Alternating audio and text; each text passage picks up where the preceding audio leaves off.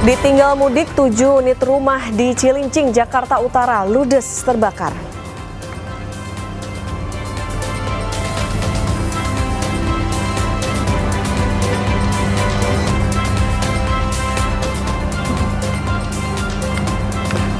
Operasi Ketupat 2026 resmi ditutup Polri. 42% kendaraan pemudik disebut belum kembali ke Jakarta.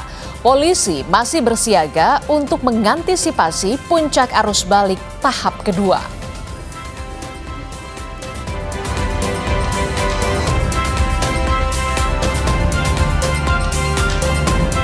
Sudah 4 minggu perang AS Israel melawan Iran, belum ada tanda-tanda berakhir. Hal ini menyebabkan dampak global diantaranya terkait pasokan energi. Langkah penghematan BBM pun dilakukan. Salah satunya penerapan bekerja dari rumah. Lalu kebijakan apa lagi yang bisa diterapkan untuk menghemat BBM di tengah konflik geopolitik? Kami akan bahas dalam dialog Sapa Indonesia Pagi.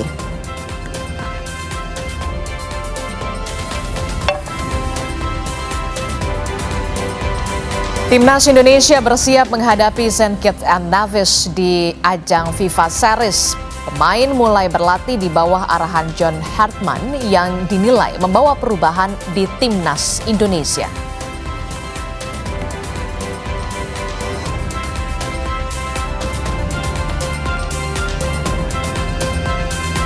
Pemerintah bahas wacana kerja dari rumah atau work from home bagi aparatur sipil negara.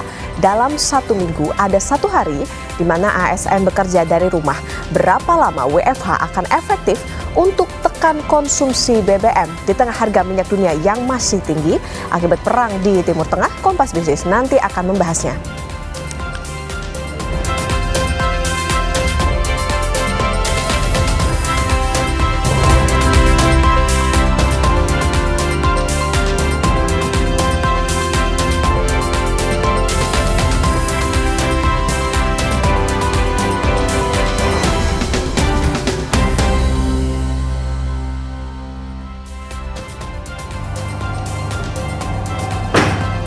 Halo, selamat pagi. Sapa Indonesia Pagi kembali hadir mengisi ruang informasi Anda, Saudara, di hari ini, hari Kamis 26 Maret 2026. Bersama saya Adi Stilarasati. Dan saya Putri Oktavianis. Jumlah informasi akan kami hadirkan Saudara hari ini.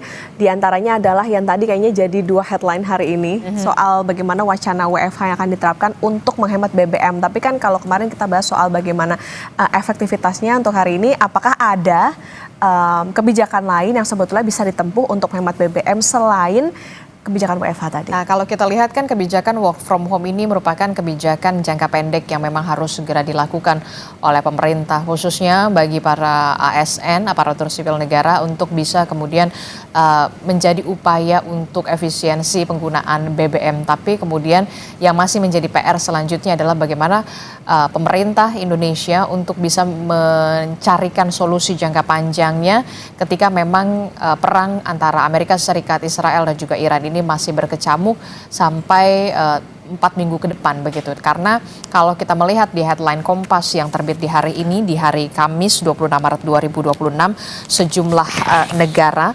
berhasil loloskan tanker di Selat Hormuz, Saudara. Salah satu negara yang kemudian menjadi sorotan adalah Thailand, yang kemudian kapal tanker mereka sudah berhasil lolos dengan adanya lobby-lobby yang dilakukan oleh pemerintah Thailand dan juga pemerintah Iran. Apa yang bisa diikuti atau ditiru agar negara kita, kapal-kapal kita juga bisa melintasi Selat Hormuz begitu ya, dan juga mendapatkan izin dari Iran untuk kemudian dibuka oleh Iran di Selat Hormuz. Tentu ini menjadi perbincangan kita juga nanti yang akan dibahas, termasuk juga soal apa saja opsi-opsi selain work from home, termasuk juga ada pembatasan, kemungkinan ada pembatasan BBM bersubsidi dan juga transformasi energi terbarukan. Ini yang merupakan jangka panjang yang harus segera dipikirkan oleh pemerintah Indonesia saat ini.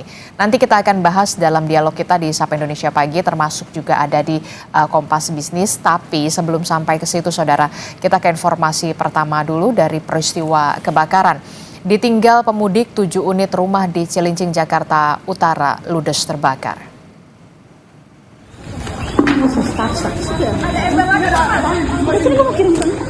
Kebakaran terjadi di Kompleks Perumahan Ditpol Air Baharkam Mabes Polri di Semper Timur, Cilincing, Jakarta Utara pada Kamis dini hari tadi. Diduga kebakaran dipicu hubungan pendek arus listrik dari salah satu rumah. Petugas pemadam kebakaran kesulitan memadamkan api karena akses jalan yang sempit. Total ada 7 rumah yang terbakar, di mana beberapa diantaranya sedang kosong karena ditinggal mudik oleh penghuninya. Tidak ada korban jiwa dalam peristiwa kebakaran ini.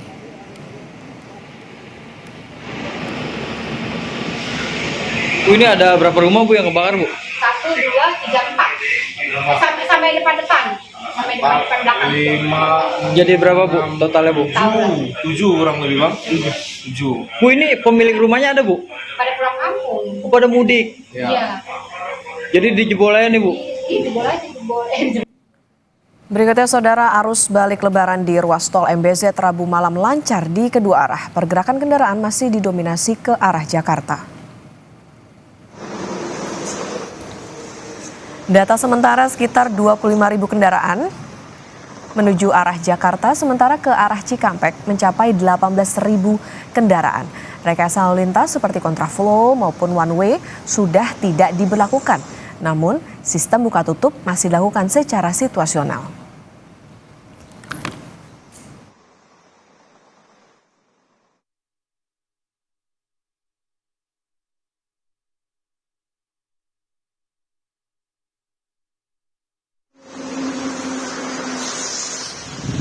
Sementara arus lalu lintas jalur arteri Karawang, Jawa Barat dipadati kendaraan pemudik yang akan kembali ke Jakarta.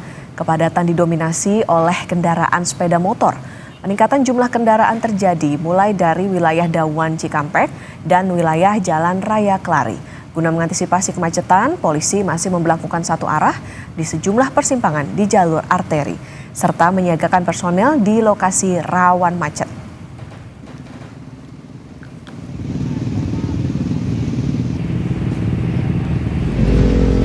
Kepadatan juga terjadi di ruas jalur arteri Sukabumi Bogor, Jawa Barat menuju Jakarta Rabu malam. Titik kemacetan terjadi di Simpang Ratu Cibadak dan Simpang Cikidang, di mana titik tersebut merupakan titik pertemuan dari arah Sukabumi Kota dan Pantai Pelabuhan Ratu menuju Jakarta. Saat ini polisi melakukan buka tutup arus lalu lintas di sejumlah persimpangan untuk mengatur arus kendaraan dari kedua arah.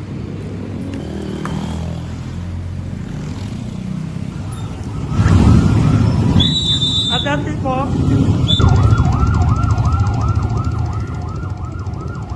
Kepadatan arus balik lebaran terjadi di jalur arteri selatan Tasikmalaya, Jawa Barat. Titik macet berada di Tanjakan Gentong. Kemacetan di Tanjakan Gentong, Tasikmalaya terjadi sepanjang 6 km. Selain penyempitan jalan, kepadatan dipicu banyaknya kendaraan yang mogok di Tanjakan Gentong. Petugas dari Polres Tasikmalaya menerapkan sistem one way sepenggal dan pengalihan arus lalu lintas di Simpang 4 Panyusuhan Ciawi.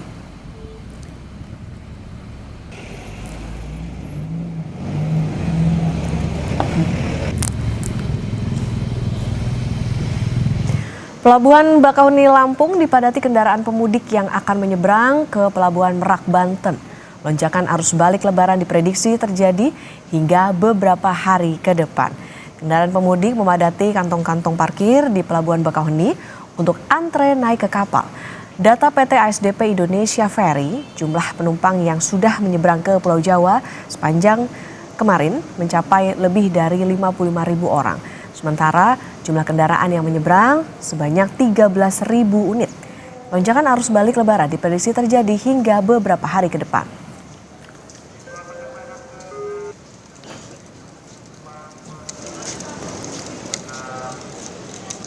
Saudara, sejumlah pengendara mobil nekat menerobos saat polisi menerapkan sistem one way atau satu arah dari Puncak menuju Jakarta.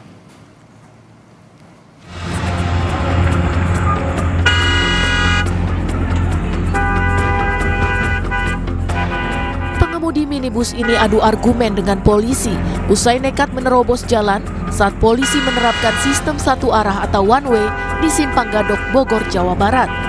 Pengemudi bersikeras menerobos barikade namun diminta putar balik. Kami sedang melaksanakan proses one way dari arah Puncak ke Jakarta. Terdapat beberapa kendaraan yang mencoba untuk menerobos arah one way ingin ke atas. Sedangkan one way yang kita terapkan adalah dari Puncak menuju ke Jakarta. Terhadap kendaraan-kendaraan yang berupaya menerobos tersebut, kami melakukan tindakan berupa pemutarbalikan kendaraan tersebut ke arah Jakarta. Tidak dilakukan penilangan, namun kami putarbalikan.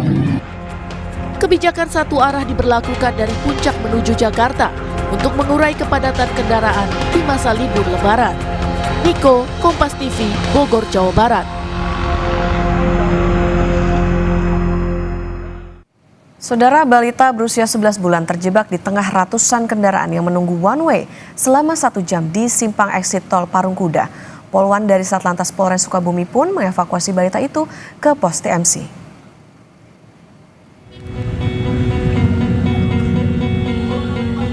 Bersama orang tuanya, balita berusia 11 bulan ini akan berangkat berlibur ke pantai Palabuhan Ratu menggunakan sepeda motor. Namun saat di persimpangan eksit tol Parungkuda, kendaraannya terjebak one way dari Sukabumi menuju Jakarta sehingga tidak bisa bergerak. Sang balita kepanasan sehingga orang tuanya meminta bantuan polisi. Beruntung ada polwan dari Satlantas Polres Sukabumi. Balita pun dibawa ke pos TMC Satlantas Polres Sukabumi sejauh 100 meter. Kondisi balita yang kepanasan dikhawatirkan bisa dehidrasi. Tadi kejebak one way ya? Iya, kejebak one way. Kamu dari mana mau kemana? Dari Ciambar mau ke pelabuhan. Main? Ya, mau main. Itu tadi langsung jalan kaki memang panas berarti ya? Panas. Kalau kondisi anaknya waktu itu gimana? Panas? Lagi tidur. Cuman kepanasan? Nah, ya syukur alhamdulillah masih pada peduli lah. Peduli ya? Pada pemudik, alhamdulillah. Termasuk Ibu Polwan itu ya? Iya, Ibu Polwan sangat baik. Tadi kan kita lagi one way, terus tadi perintah Makassar untuk anak yang orang tua yang atau pengemudi yang sedang membawa anak-anak atau bayi, kita himbau untuk dilakukan evakuasi ke sini dulu karena di sana cuacanya kan panas. Kasihan kalau anak-anak bayi gini kan kasihan, jadi kita prioritas langsung dibawa ke pos. Sebelumnya, kendaraan dari arah Sukabumi menuju Jakarta mengantre dari jalur arteri nasional ke gerbang tol Parungkuda. Untuk mengurai kemacetan, Satlantas Polres Sukabumi menerapkan one way selama 1 jam dari Sukabumi menuju Jakarta. Insan Maulana Firdaus, Kompas TV, Sukabumi, Jawa Barat. Saudara, operasi Ketupat 2026 resmi ditutup Polri. 42% kendaraan pemudik disebut belum kembali ke Jakarta. Polisi masih bersiaga untuk mengantisipasi puncak arus balik tahap kedua. Korlantas Polri menyebut hingga saat ini masih ada 42% pemudik yang belum kembali ke Jakarta. Kakor Lantas Polri, Irjen Pol Agus Suryo Nugroho menyatakan, meski operasi Ketupat resmi ditutup pada Rabu pukul 12 malam, Korlantas Polri tetap melanjutkan pengamanan melalui kegiatan rutin yang ditingkatkan atau KRYD. Sebelumnya, polisi menerapkan one way nasional pada 24 dan 25 Maret, mulai dari gerbang tol Kalikangkung hingga Cikampek Utama. Korlantas Polri juga mendata kecelakaan turun hampir 6% dan fatalitas korban turun hampir 31% dibanding tahun 2025.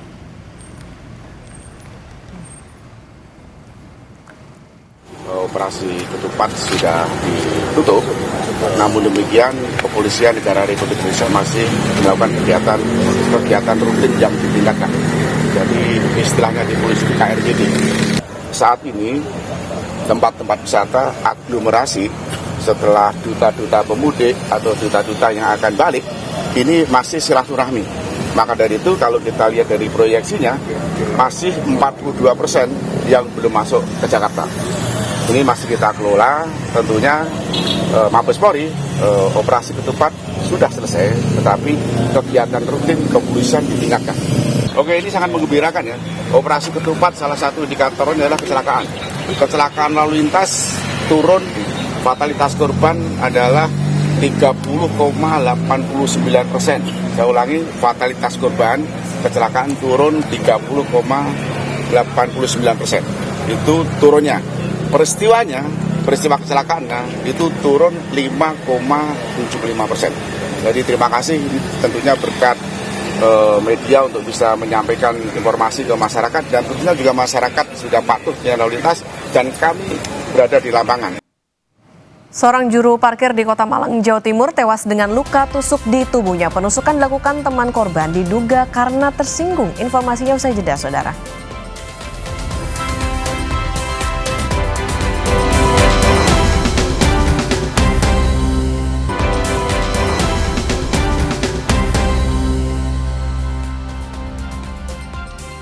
Terima kasih Anda masih bersama kami dalam Sapa Indonesia Pagi. Saudara, sudah 4 minggu berperang, Iran tidak mengendurkan serangan ke Israel dan fasilitas militer Amerika Serikat di Timur Tengah.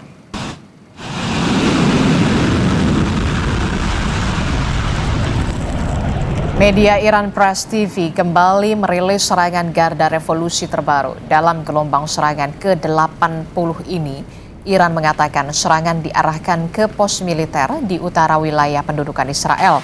Angkatan Udara Iran menyebut serangan ini juga bagian dukungan untuk milisi Hizbullah yang tengah berperang dengan Israel di Lebanon.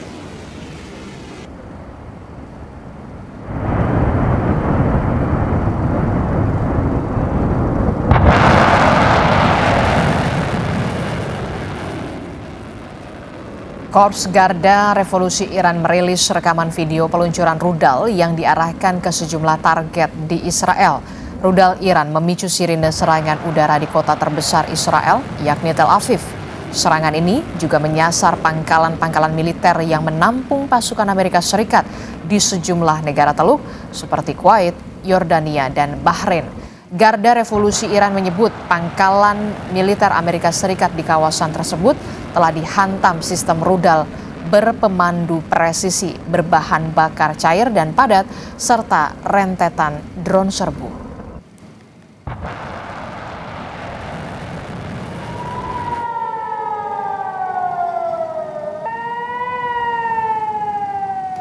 Selasa malam waktu setempat, rudal Iran yang masuk ke langit Yerusalem membuat sirine peringatan di kota tersebut kembali berbunyi. Rudal-rudal Iran yang menyasar Israel mematahkan klaim Amerika Serikat yang menyebut kekuatan rudal Iran telah berkurang signifikan.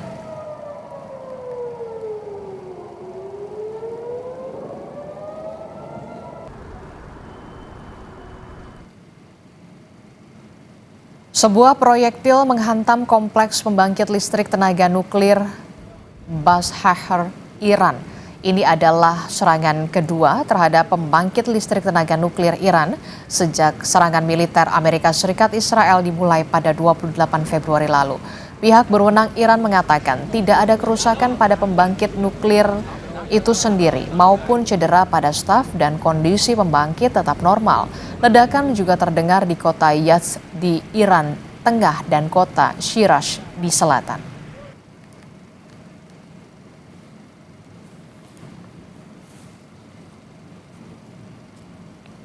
Kita tinggalkan soal perang di Timur Tengah yang masih memanas, saudara. Kita kembali ke dalam negeri. Seorang juru parkir di Kota Malang, Jawa Timur tewas dengan luka tusuk di tubuhnya. Penusukan dilakukan oleh teman korban diduga karena tersinggung.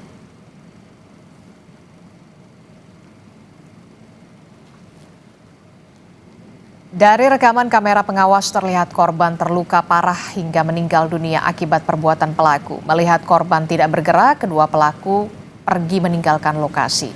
Polisi menyampaikan penganiayaan hingga menimbulkan korban jiwa ini terjadi di sebuah kafe di Jalan Ijen. Diduga pelaku tidak terima karena korban menggoda teman wanita pelaku.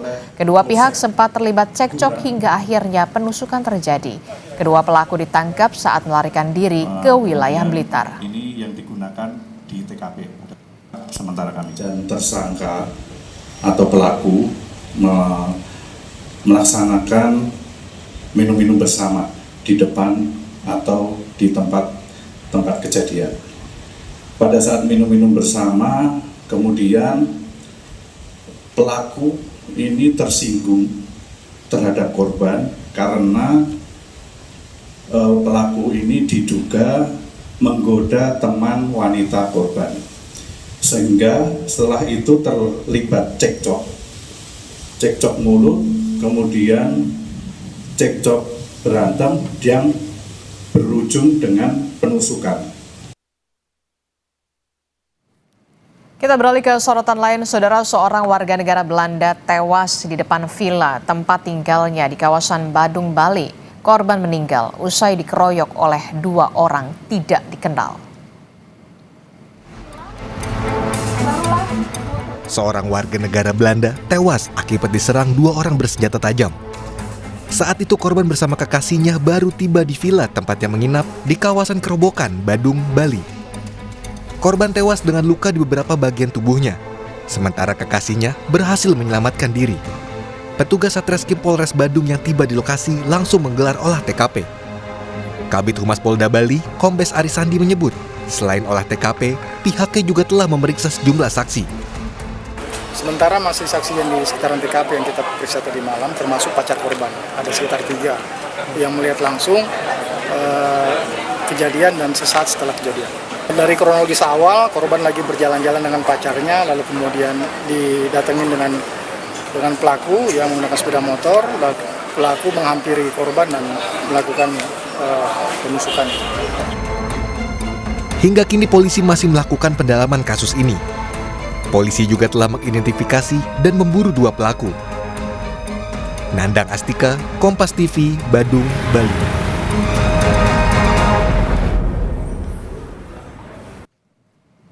Saudara, TNI melakukan pergantian jabatan Kepala Bais buntut kasus penyiraman air keras terhadap aktivis Kontras yang melibatkan 4 anggota TNI.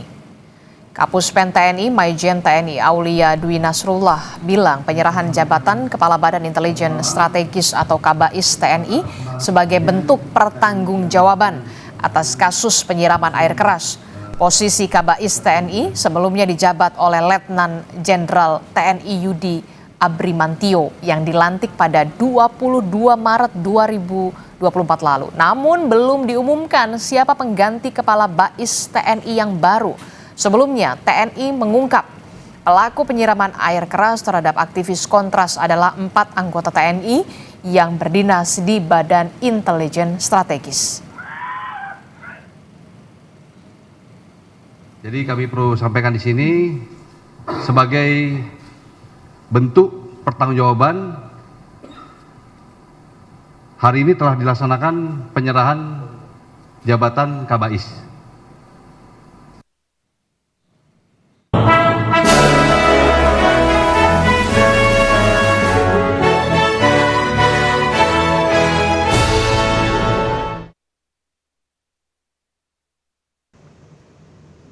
Ketua Mahkamah Agung Sunarto melantik 3 Ketua Pengadilan Tinggi Tata Usaha Negara untuk wilayah Jakarta, Makassar, dan Manado. Pelantikan ini menekankan pada penguatan integritas dan profesionalisme hakim dalam menjaga marwah peradilan di tingkat banding. Proses pelantikan dan pengambilan sumpah jabatan berlangsung hikmat di ruang Kusuma Atmaja, Gedung Mahkamah Agung Jakarta Pusat. 3 hakim terbaik resmi mengemban amanah baru sebagai pimpinan di Pengadilan Tinggi Tata Usaha Negara, wilayah Jakarta, Makassar, dan Manado.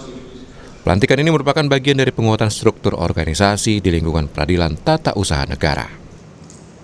Agenda hari ini adalah pelantikan dan pengambilan sumpah jabatan Ketua Pengadilan Tinggi Tata Usaha Negara Jakarta dan Ketua Pengadilan Tata Usaha Negara Makassar serta Manado.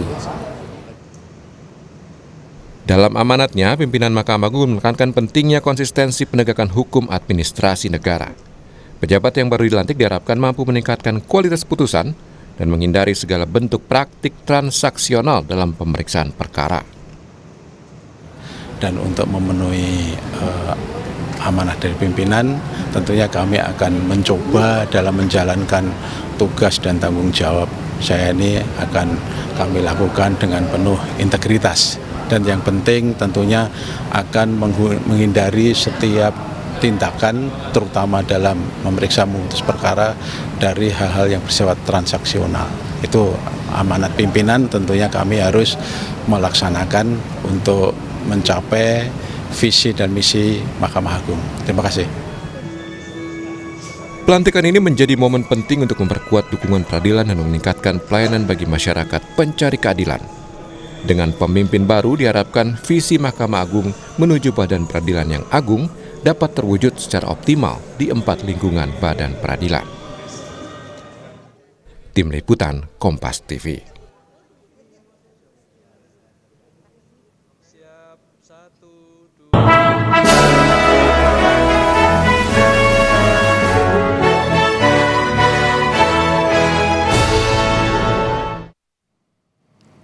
Saudara, sudah 4 minggu perang Amerika Serikat Israel melawan Iran belum ada tanda-tanda berakhir. Hal ini menyebabkan dampak global diantaranya terkait dengan pasokan energi.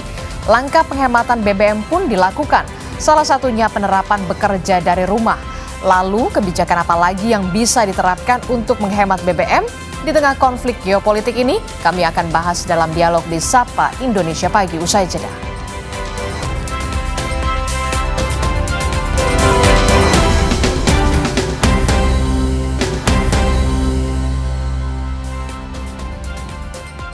Terima kasih dan masih bersama kami dalam Sapa Indonesia Pagi. Saudara, Menteri Keuangan Purbaya Yudi Sadewa mengatakan kebijakan kerja dari rumah atau work from home atau WFH telah diputuskan pemerintah dan akan segera diumumkan ke publik. Purbaya menegaskan pengumuman itu akan disampaikan langsung oleh Menko Perekonomian Erlangga Hartarto. Purbaya bilang target pemerintah menekan konsumsi bahan bakar BBM hingga 20% melalui kebijakan WFH. Terdapat perhitungan yang mengarah pada penurunan konsumsi meski belum bersifat pasti. Diputuskan tadi nanti diumumkan, bukan saya yang ngumumkan. Siapa ngumumin siapa? Bukan saya lah, nanti Pak Menko, Pak Menko. Kalau saya hitung gini, Pak Menko mungkin betul. Kalau diliburin kan yang dipilih yang dampak paling kecil ke produktivitas kan. Jumat kan paling pendek jam kerjanya. Jadi loss ke productivity dianggap paling kecil. Sementara travelnya perjalanannya sama dari sini ke kantor. Tapi di sini kan sini apa? Kalau di sini kan pagi-pagi olahraga. Nih habis itu nggak lama setelah Jumat atau juga lea habis itu pulang.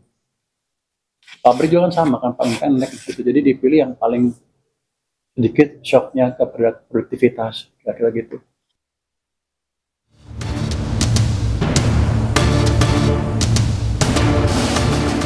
Pemerintah telah membahas wacana kerja dari rumah atau work from home bagi aparatur sipil negara ASN sebagai bagian penghematan dampak perang Iran lawan AS dan Israel. Rencananya dalam 1 minggu ada 1 hari di mana ASN bekerja dari rumah. Menteri Dalam Negeri Tito Karnavian bilang saat ini pemerintah tinggal memutuskan hari apa yang akan dijadwalkan work from home. Namun Tito belum mau menjelaskan secara detail soal rencana tersebut. Yang jelas, pemerintah siap jika keputusan sudah diumumkan karena sebelumnya sudah pernah menerapkan skema WFH ketika masa pandemi COVID-19. Saya yakin nggak akan masalah, karena kita bukan pengalaman pertama ini. Ini pada waktu zaman COVID itu kan WFH, bahkan sempat hanya WFO-nya hanya 25%. Kemendagri itu 25%, WFO jalan juga, gitu. Iya. Jadi bukan sesuatu yang baru dan kita ada punya pengalaman. Jadi pemerintah juga siap kalau memang ini akan diimplementasikan nanti ya? No problem. Iya, Pemda juga udah punya pengalaman. Yang saya dengar itu adalah satu hari selama seminggu ya. Iya. Tapi hari apa yang akan diambil biar nanti yang memutuskan nanti kan hasil rapat kemarin akan dilaporkan Presiden. Sementara Gubernur DKI Jakarta Pramono Anung bilang kebijakan work from anywhere masih berlaku bagi ASN pasca libur Lebaran 2026. Kebijakan itu berlaku sejak 25 hingga 27 Maret 2026. Namun demikian, pihaknya akan mengikuti sepenuhnya kebijakan yang diputuskan pemerintah pusat soal work from home. Pramono juga menegaskan Pemprov DKI belum mengambil langkah teknis apapun karena keputusan final soal WFH 1 hari dalam seminggu belum dikeluarkan. Sesuai dengan apa yang menjadi arahan pemerintah pusat mengenai work from everywhere, work from home, pemerintah DKI Jakarta akan menjalankan sesuai dengan ketentuan yang diatur pada waktu itu. Jadi pemerintah DKI Jakarta akan mengikuti apa yang menjadi keputusan pemerintah pusat. Apapun yang diputuskan itu akan kami jalankan. Tetapi karena belum diputuskan, kami belum mengambil sikap untuk itu. Sementara pemerintah Provinsi Jawa Timur akan menerapkan kebijakan work from home bagi ASN setiap Rabu. Wakil Gubernur Jawa Timur, Emil Elistianto Dardak, bilang kebijakan ini diperkirakan mampu menghemat BBM sebanyak 108.000 liter per bulan dari total 81.700 ASN di Jawa Timur. Ibu Gubernur yang sudah mengumumkan bahwa kita akan menjalankan arahan pemerintah pusat dan berkontribusi pada upaya untuk menurunkan konsumsi BBM di tengah konflik Timur Tengah. Ini dengan menerapkan WFH di hari Rabu. Ya. Jadi kita masih menunggu arahannya. 81.700 kalau asumsinya pulang pergi 15 km itu memang tingkat penghematannya bisa sampai 108.000 liter kalau asumsinya naik motor, dan kalau asumsinya 40 sampai 50 km per liter kalau naik motor. Pengamat ekonomi energi UGM, Fahmi Radi menilai, jika WFH diterapkan pada hari terakhir kerja, tidak akan efektif untuk menekan penggunaan BBM. Justru, WFH setiap Jumat bisa meningkatkan mobilitas warga untuk bekerja dari tempat wisata atau kampung halaman. Artinya, mobilitas tetap tinggi. Alternatif lain yang sesungguhnya cukup efektif dan bisa menghemat dalam jumlah yang besar, itu adalah bagaimana pembatasan subsidi BBM itu ya, yang selama ini tidak tepat sasaran gitu ya. Pemerintah serius untuk membuat kebijakan dalam pembatasan subsidi BBM tadi agar tepat sasaran. Kebijakan WFH diambil guna mengantisipasi dampak krisis yang terjadi akibat situasi di Timur Tengah, di mana kondisi itu berpengaruh terhadap pasokan energi jika mobilitas pekerja masih dilakukan secara penuh. Meski demikian, pemerintah mesti melakukan kalkulasi dengan baik agar tidak ada sektor yang dikorbankan. Tim Liputan Kompas TV.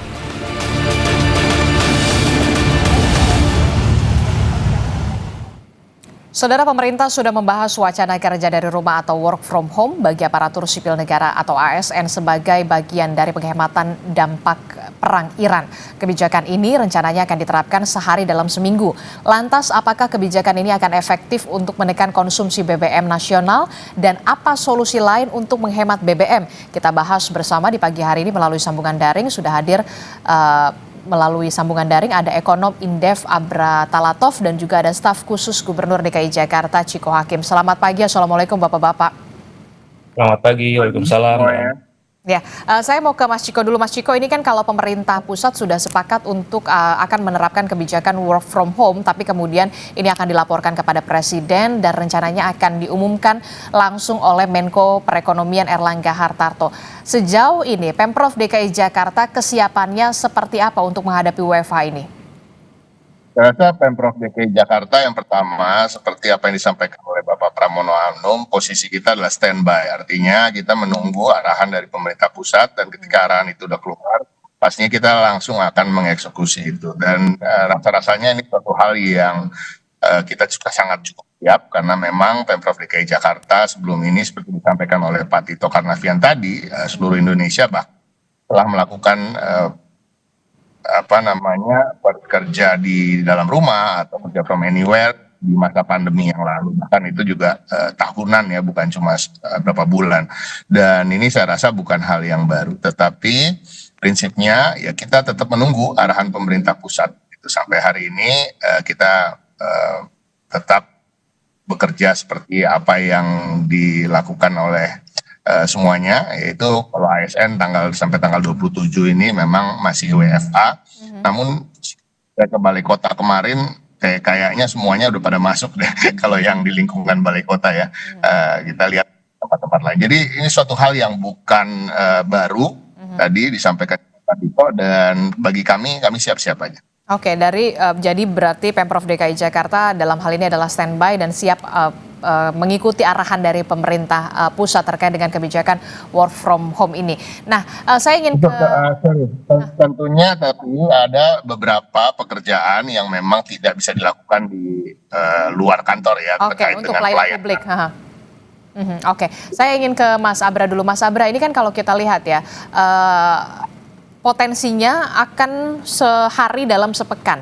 Nah, kalau dari Indef sendiri menilai, efektif nggak sih untuk bisa mengurangi konsumsi BBM kalau WFH-nya ASN itu sehari dalam sepekan? Atau seperti apa kalau dari kacamata Indef sendiri? Ya Mbak, jadi kan tujuan utama dari wacana kebijakan WFH ini kan untuk pengendalian konsumsi BBM, supaya penjualan BBM-nya, baik yang subsidi maupun yang non-subsidi ini bisa mengalami penurunan di tengah stok BBM nasional yang terbatas, dan di negara-negara lain sudah semua dalam situasi yang kritis. Australia, Filipina misalnya sudah mendeklarasikan darurat energi. Australia sampai ratusan SPBU juga sudah kehabisan stok. Jadi WFH ini saya pikir hanya menjadi salah satu cara aja Mbak untuk menimbulkan ya sense of crisis kepada masyarakat juga gitu. Jadi kalau bicara efektivitas tentu satu hari sangat tidak cukup, dan kita bandingkan dengan pengalaman 2020 ketika itu PSBB tahap pertama, pandemi COVID-19, itu kan dilaksanakan secara masif, kemudian juga lebih lama, dan ada paksaan, masyarakat tidak bisa keluar rumah. Saat itu saja ya penjualan BBM bisa turun 12,8%, premium turun 26%, Pertalite turun 6% di tahun 2020. Tapi memang kondisinya sangat jauh berbeda dibandingkan saat ini. Bagaimana cara memastikan pemerintah untuk bagi ASN tidak melanggar, tidak keluar rumah, tidak pelesiran tadi, apalagi kalau sampai WFH-nya hari Jumat. Jadi saya melihat ini sebagai sebuah apa ya, kampanye yang mulai ditunjukkan pemerintah ke masyarakat agar sama-sama kita sadar bahwa nanti akan ada situasi kritis yang mungkin saja kita hadapi. Jadi masyarakat tidak boleh panik, tidak boleh terjadi panik buying, dan tentunya harus ada strategi lain selain WFH tadi Mbak. Nah itu dia, harus ada strategi lain yang kemudian harus dipikirkan oleh pemerintah pusat. Kalau Anda menyebutkan langkah untuk work from home ini merupakan sense of crisis aja untuk jangka pendek, tapi harus ada backup plan jangka panjang yang harus segera dirancang oleh pemerintah pusat untuk bisa mengantisipasi ketika dampak perang ini masih berjalan secara panjang.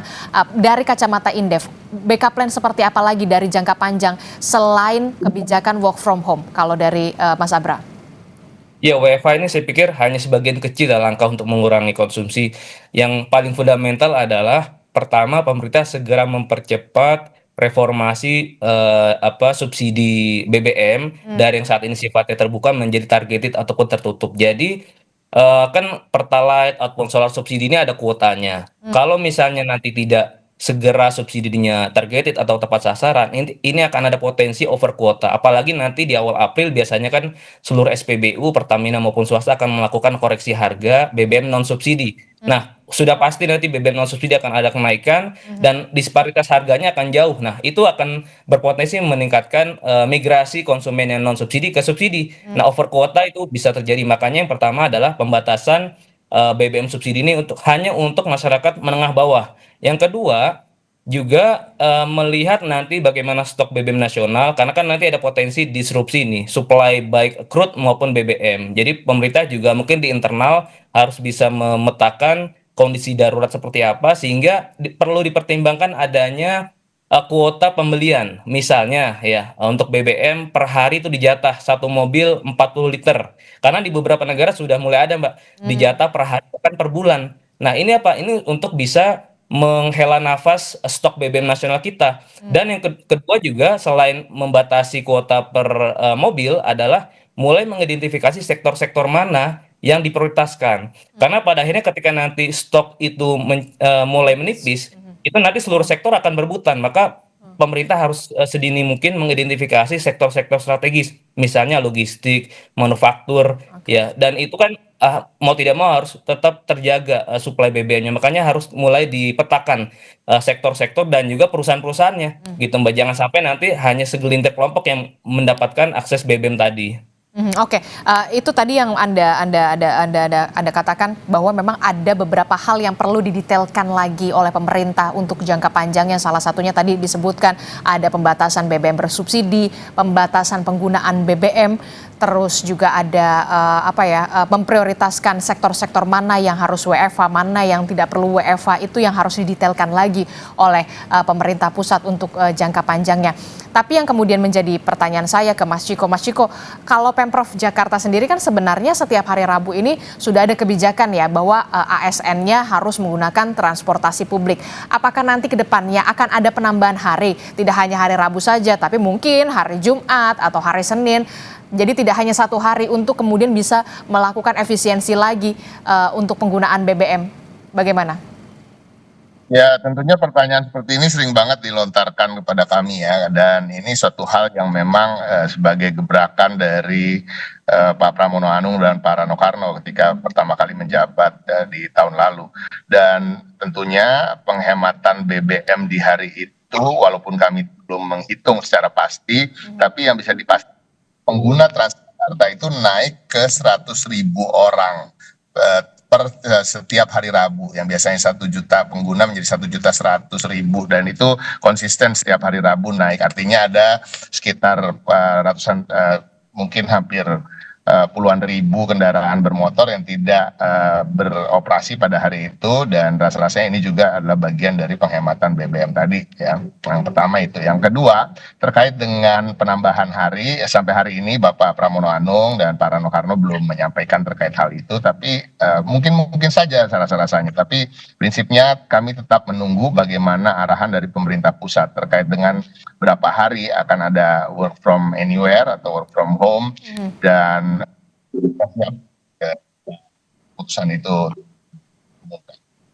Oke, ini masih dipikirkan lagi ya, apakah nanti akan ditambah untuk kebijakan tidak hanya hari Rabu tapi juga ada hari lainnya yang kemudian harus ASN untuk bisa menggunakan transportasi publik, termasuk juga ini menyiapkan transportasi publik agar masyarakat yang sebelumnya menggunakan kendaraan pribadi untuk beralih ke transportasi publik. Tentu ini juga harus disiapkan.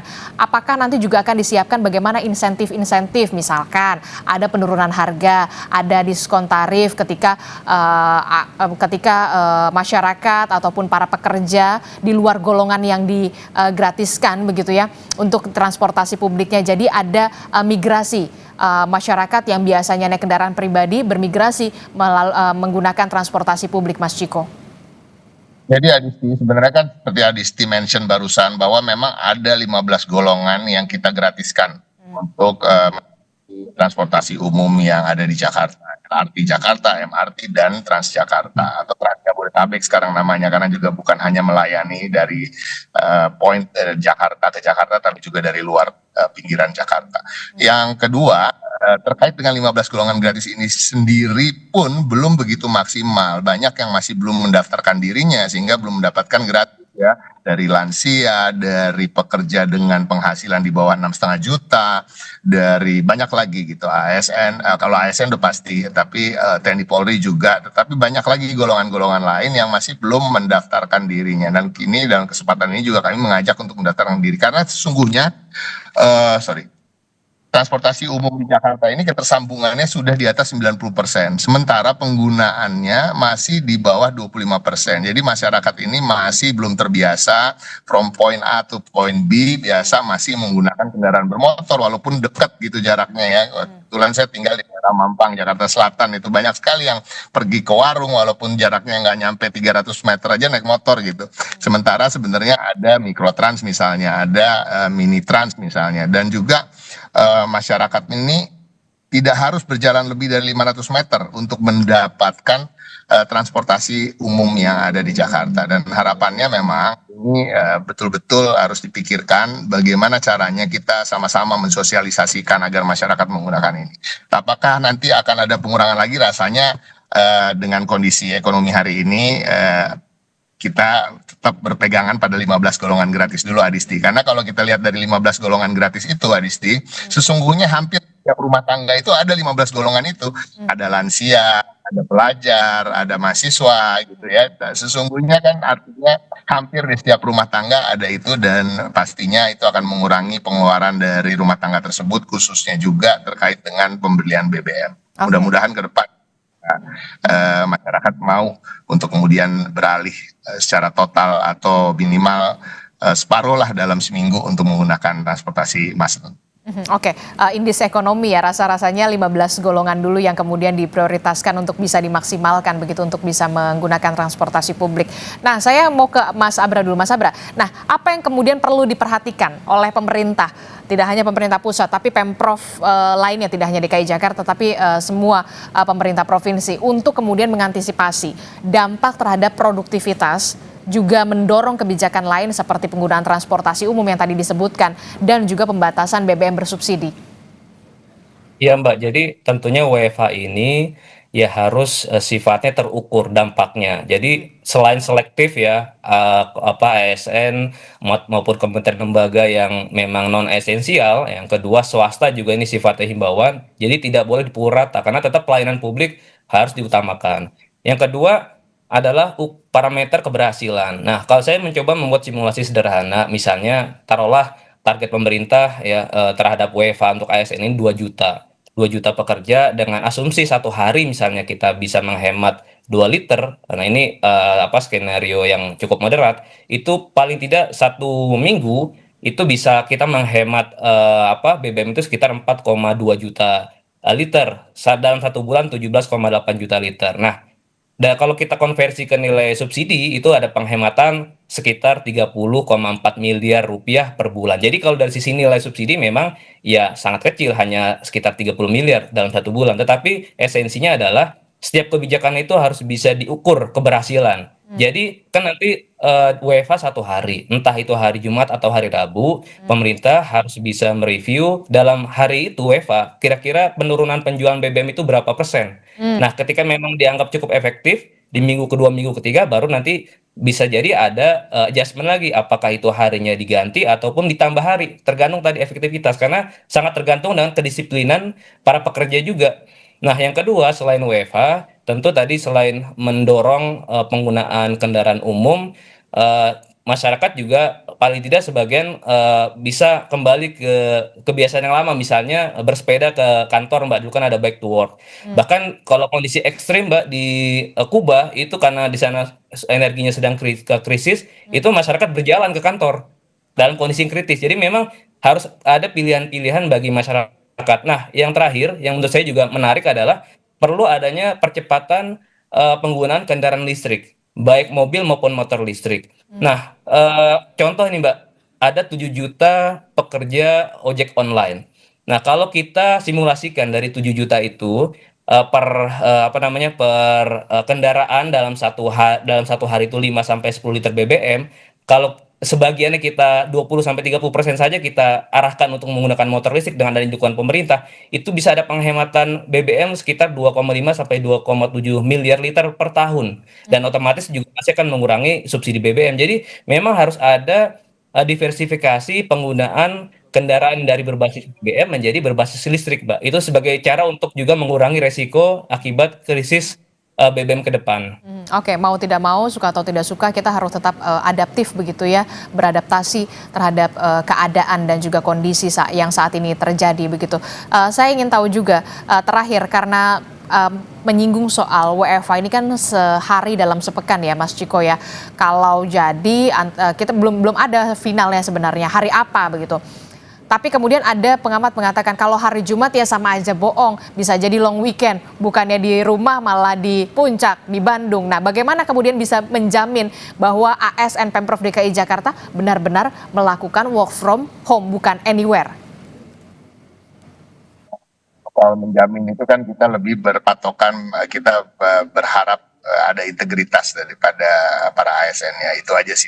Kita kan nggak bisa pasang ankle bracelet misalnya untuk dengan GPS misalnya kan mereka berada di mana. Tetapi artinya tentunya kita akan tetap mengeluarkan aturan yang kemudian berharap dan juga meyakini bahwa sebagian besar dari ASN kita juga akan patuh terkait dengan itu. Dan mudah-mudahan apapun yang diputuskan oleh pusat bisa berdampak dan semoga bisa segera juga keputusannya dikeluarkan supaya kita juga bisa bersiap, dan saya rasa Pak Pramono Anung telah juga menyampaikan bahwa beliau juga siap mengeluarkan aturan-aturan lain yang mudah-mudahan bisa berdampak juga terkait dengan bagaimana pengurangan dari penggunaan BBM ini, supaya kita bisa mensupport secara nasional program yang dicanangkan oleh pemerintah pusat. Oke, sanksi apa yang bisa diberikan oleh Pemprov DKI Jakarta kepada ASN yang kemudian masih nakal nih ketika work from home, bukannya di home tapi kemudian di kafe atau kemudian justru malah liburan?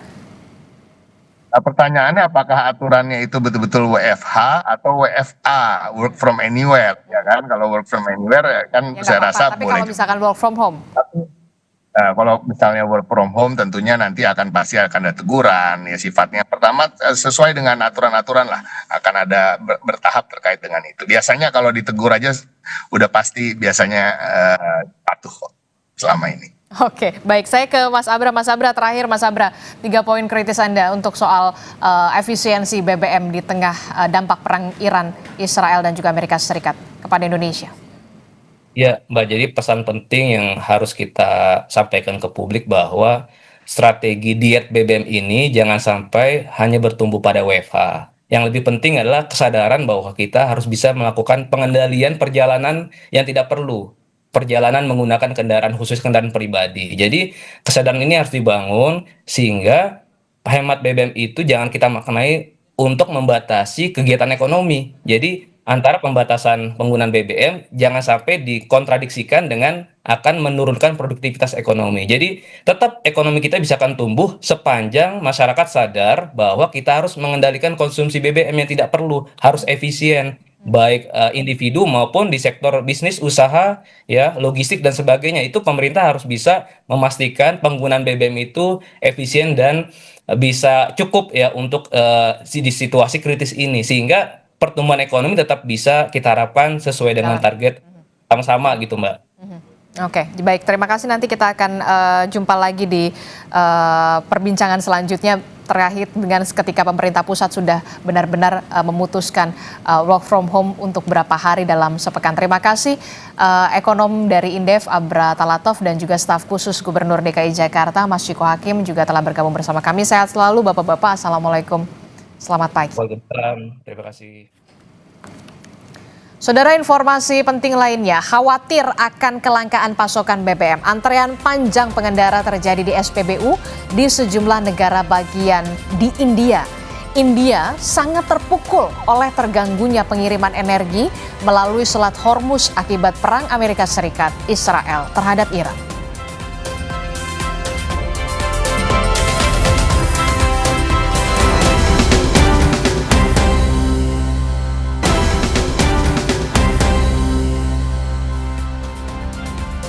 Kembali di Sapa Indonesia Pagi, Saudara. Amerika Serikat akan mengirim ribuan tentara tambahan ke Timur Tengah. Pasukan militer itu berasal dari Divisi Lintas Udara ke-52 Elit Angkatan Darat. 82 maksud kami, Elit Angkatan Darat. Memasuki pekan keempat perang Iran, pemerintah Trump diperkirakan akan mengirimkan ribuan tentara dari Divisi Lintas Udara ke-82 Elit Angkatan Darat ke Timur Tengah. Namun hingga kini belum disebutkan kapan dan kemana pasukan militer AS tersebut akan diberangkatkan dan ditempatkan.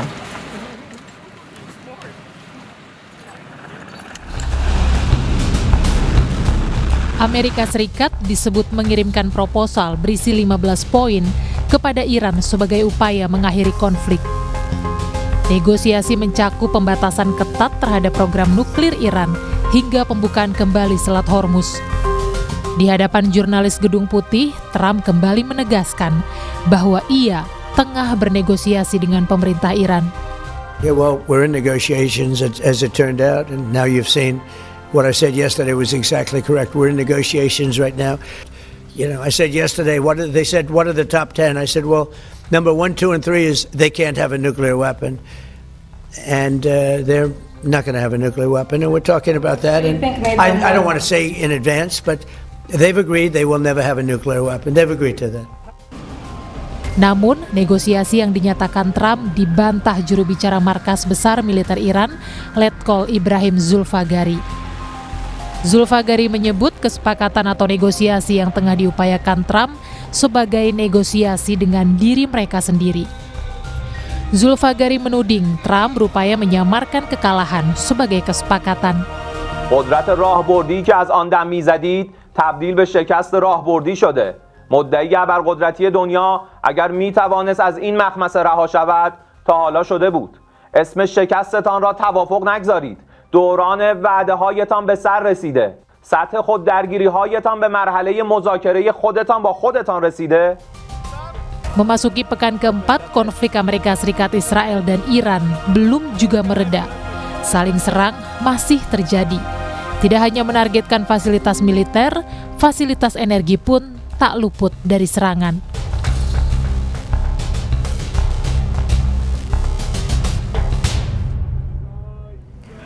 Berikutnya, saudara, khawatir akan kelangkaan pasokan BBM, antrean panjang pengendara terjadi di SPBU di sejumlah negara bagian di India.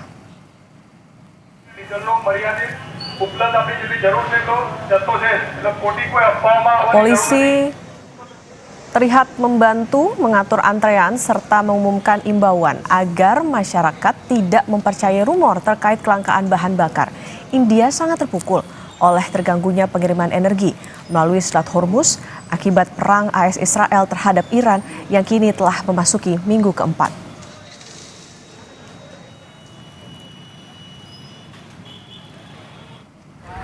Di kota Ahmedabad, India, para pengendara harus mengantre panjang di pom bensin karena pasokan bahan bakar menipis akibat krisis di Timur Tengah. Sejumlah konsumen kehilangan kesabaran. Pasalnya, antrean panjang tersebut telah berlangsung selama 5 hari terakhir.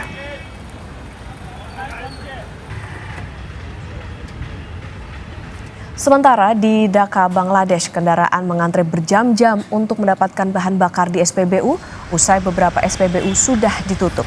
Asosiasi pemilik pompa bensin Bangladesh memperingatkan beberapa SPBU mungkin terpaksa ditutup sambil mendesak pihak berwenang untuk memperketat keamanan di tengah laporan penyitaan bahan bakar dan kerusuhan di pom bensin.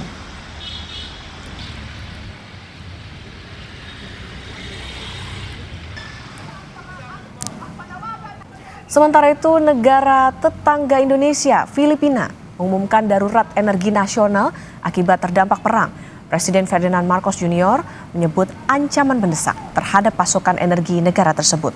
Marcos mengatakan telah membentuk sebuah komite untuk memastikan kelancaran pergerakan, pasokan, distribusi, dan ketersediaan bahan bakar. Filipina mengimpor hampir seluruh minyak mentahnya dari Timur Tengah. Negara ini telah berupaya keras untuk mengatasi kenaikan harga yang dipicu perang AS Israel terhadap Iran.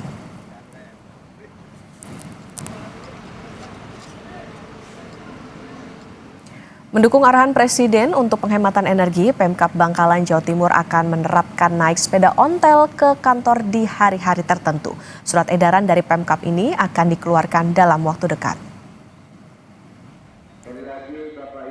Suasana berbeda pada hari pertama masuk kantor Pemkab Bangkalan, Jawa Timur setelah libur Lebaran.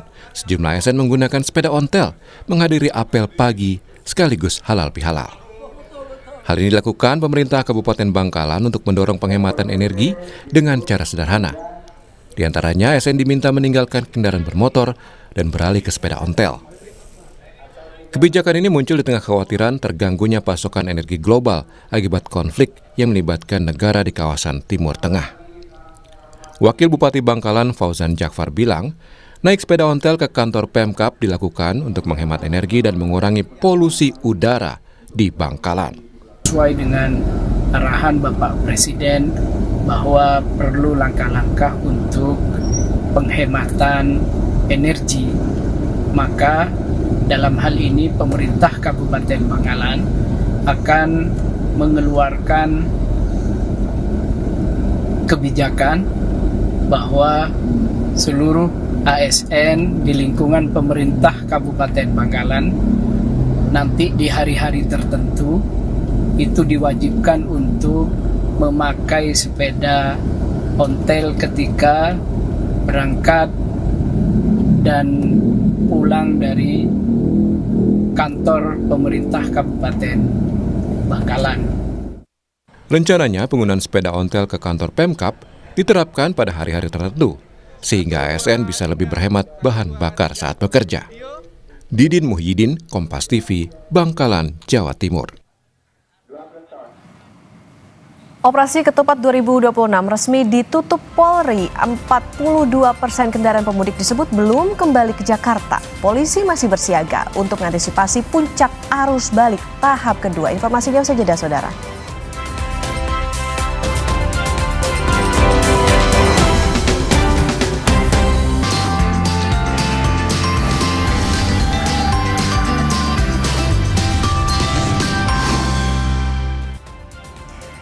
Kembali di Sapa Indonesia Pagi, saudara, di segmen Mudik Gesit. Arus balik lebaran di ruas tol MBZ Rabu malam lancar di kedua arah. Pergerakan kendaraan masih didominasi ke arah Jakarta.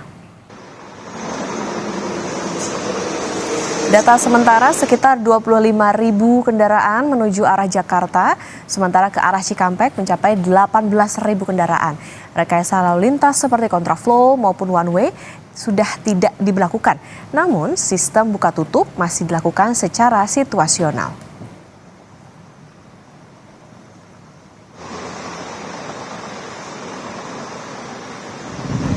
Sementara arus lalu lintas jalur arteri Karawang, Jawa Barat dipadati kendaraan pemudik yang akan kembali ke Jakarta. Kepadatan didominasi oleh kendaraan sepeda motor. Peningkatan jumlah kendaraan terjadi mulai dari wilayah Dawan Cikampek dan wilayah Jalan Raya Kelari. Guna mengantisipasi kemacetan, polisi masih memberlakukan satu arah di sejumlah persimpangan di jalur arteri serta menyiagakan personel di lokasi rawan macet.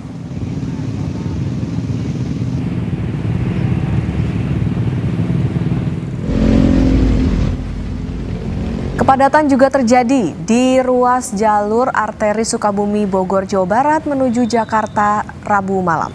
Titik kemacetan terjadi di Simpang Ratu Cibadak dan Simpang Cikidang, di mana titik tersebut merupakan titik pertemuan dari arah Sukabumi Kota dan Pantai Pelabuhan Ratu menuju Jakarta. Saat ini polisi melakukan buka tutup arus lalu lintas di sejumlah persimpangan untuk mengatur arus kendaraan dari kedua arah.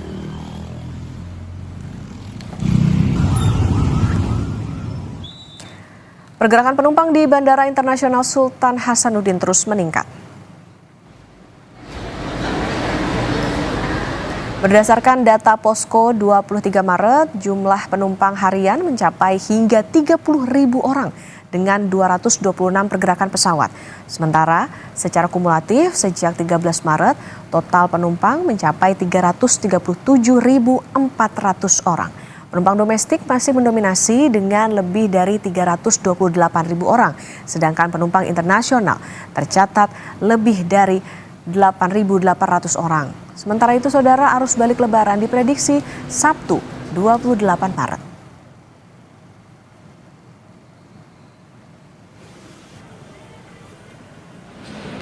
Sementara itu, aktivitas Bandara I Gusti Ngurah Rai, Bali pada periode arus balik lebaran juga mengalami peningkatan.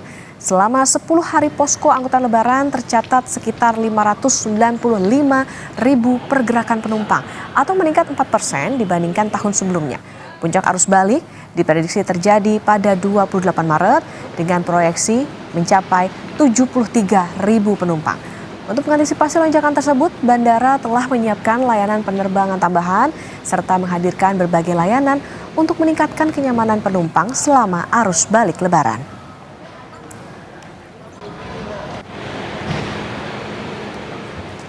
Saudara, operasi Ketupat 2026 resmi ditutup Polri. 42% kendaraan pemudik disebut belum kembali ke Jakarta. Polisi masih bersiaga untuk mengantisipasi puncak arus balik tahap kedua. Korlantas Polri menyebut hingga saat ini masih ada sekitar 42% pemudik yang belum kembali ke Jakarta.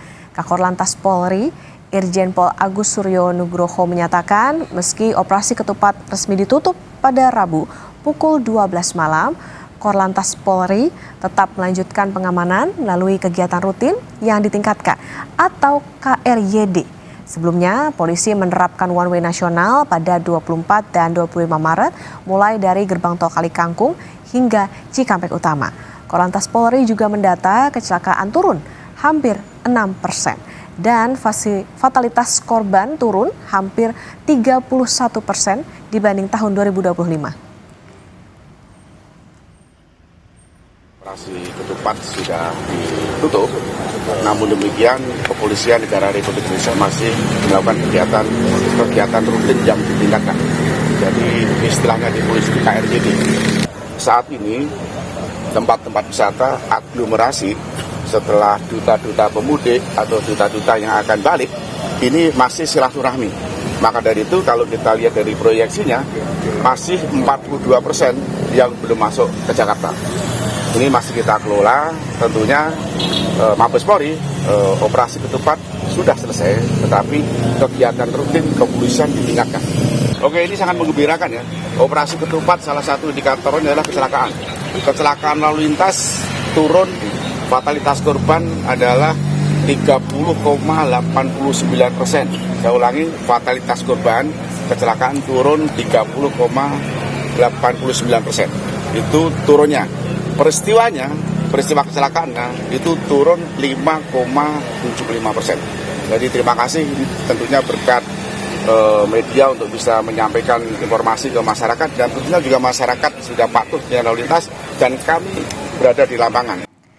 Informasi terkini terkait arus balik Lebaran sudah ada jurnalis Kompas TV Gufron Lamataha dan juru kamera Taufik Asdar di Bandara Sultan Hasanuddin Sulawesi Selatan.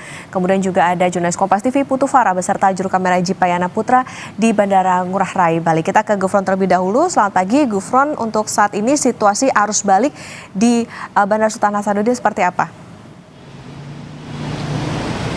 Selamat pagi, Okta dan juga saudara. Kalau kita melihat situasi arus balik di Bandara Sultan Hasanuddin di Maros, Sulawesi Selatan memang mulai ada peningkatan. Ini menunjukkan bahwa memang pergerakan penumpang untuk melakukan perjalanan arus balik mereka melalui Bandara Sultan Hasanuddin, Kota Makassar ini mulai terjadi. Kalau kita lihat memang pergerakan data penumpang ini mulai terlihat, kita bisa observasi begitu ya, telah terjadi penumpukan di counter-counter check-in dan juga di kedatangan begitu ya, telah terjadi peningkatan penumpang. Kalau kita berdasarkan data lalu lintas saudara Bandara Internasional Sultan Hasanuddin, ini data dari Pos Angkutan Lebaran periode Rabu 25 Maret 2026, ini penumpang bahkan mencapai 34.937 orang dengan pergerakan pesawat ini mencapai 255 penerbangan pesawat. Sedangkan untuk data periode akumulatif dari dibukanya posko angkutan lebaran sejak 13 Maret 2026 hingga 25 Maret kemarin, ini pesawat pergerakannya sudah mencapai 3.164 pergerakan dengan jumlah total penumpang ini mencapai hingga 411.111 orang. Kalau kita lihat lagi memang rute masih didominasi 3 teratas, ini adalah pertama dari Jakarta, Surabaya, dan Kendari. Dan dari Bandara Sultan Hasanuddin Kota Makassar sendiri ini memprediksi bahwa puncak arus balik ini nanti akan terjadi pada tanggal 28 Maret 2026 atau jatuh pada hari Sabtu, karena memang hari Minggu merupakan sehari sebelum nanti kemudian mulai aktif kerja begitu ya. Dan juga prediksi dari Bandara Sultan Hasanuddin ini estimasi penumpang pada 28 Maret ini mencapai 39.225 penumpang, Putri. Diprediksi puncak arus baliknya terjadi pada hari Sabtu dengan diperkirakan ada sekitar 39.000 penumpang. Dari Maros kita bergeser ke Bali, ada jurnalis Kompas TV Putu Farah dan juru kamera Jipayana Putra. Putu, selamat pagi. Kalau di Bandara Ngurah Rai seperti apa situasinya pagi hari ini untuk arus balik? Baik, terima kasih Okta dan juga saudara. Untuk saat ini aktivitas pergerakan penumpang di kawasan Bandara Internasional Igusti Ngurah Rai meningkat di periode Lebaran tahun ini. Dari pihak bandara sendiri telah menghitung sekitar 595.000 pergerakan penumpang terjadi selama 10 hari pasca Lebaran dari tanggal 13 Maret 2026 lalu hingga 22 Maret 2026.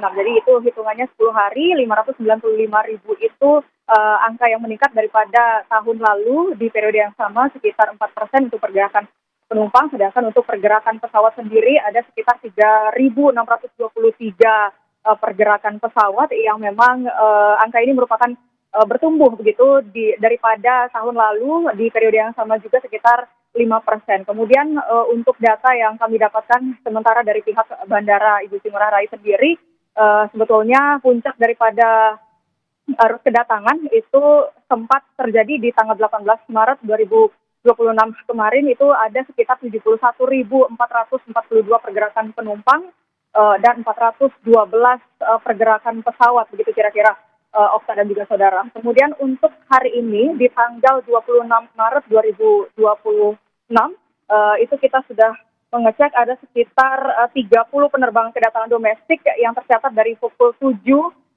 pagi WITA tadi hingga pukul 11.45 WITA. Itu penerbangan domestik yang didominasi oleh kedatangan dari Jakarta, kemudian juga dari Surabaya dan juga Lombok.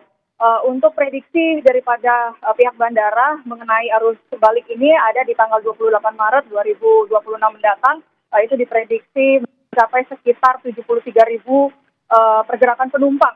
Gitu. Kemudian untuk dari pihak bandara juga telah mencatat rute tersibuk selama periode Lebaran ini ada di Tangerang. Untuk domestik ada di Tangerang, kemudian ada Surabaya, kemudian ada Lombok Praya. Untuk internasional ada Singapura, kemudian ada Kuala Lumpur dan juga Perth di Australia begitu. Dari pihak bandara sendiri sebetulnya sudah mengantisipasi terkait dengan arus balik Lebaran ini dengan mengakomodasi extra flight atau penerbangan tambahan. Ada sekitar 104 penerbangan tambahan yang telah terrealisasi oleh pihak bandara dari sekitar 144 penerbangan tambahan yang sempat diajukan. Dari pihak bandara sendiri telah menjamin agar para penumpang di periode Lebaran ini tetap bisa nyaman, aman, dan selalu baik sampai di tujuan. Kembali ke studio. Baik, selama masa angkutan Lebaran sudah ada pergerakan sekitar 595.000 penumpang. Ini sudah meningkat dari tahun lalu dan seperti Bandara Sultan Hasanuddin tadi diprediksi puncak arus balik terjadi pada hari Sabtu tanggal 28. Terima kasih jurnalis Kompas TV Putu Farah dan juru kamera Jipayana Putra dari Bandara Igusti Ngurah Rai Bali, dan sebelumnya ada Gufron Lamataha dan juru kamera Taufik Asdar dari Bandara Sultan Hasanuddin Maros, Sulawesi Selatan. Selamat bertugas kembali rekan-rekan. Saudara, lalu lintas gerbang tol Cikatama, Karawang, Jawa Barat, Kamis pagi terpantau lancar dari kendaraan yang mengarah ke Jakarta ataupun ke Palimanan. Kami hadirkan informasinya usai jeda.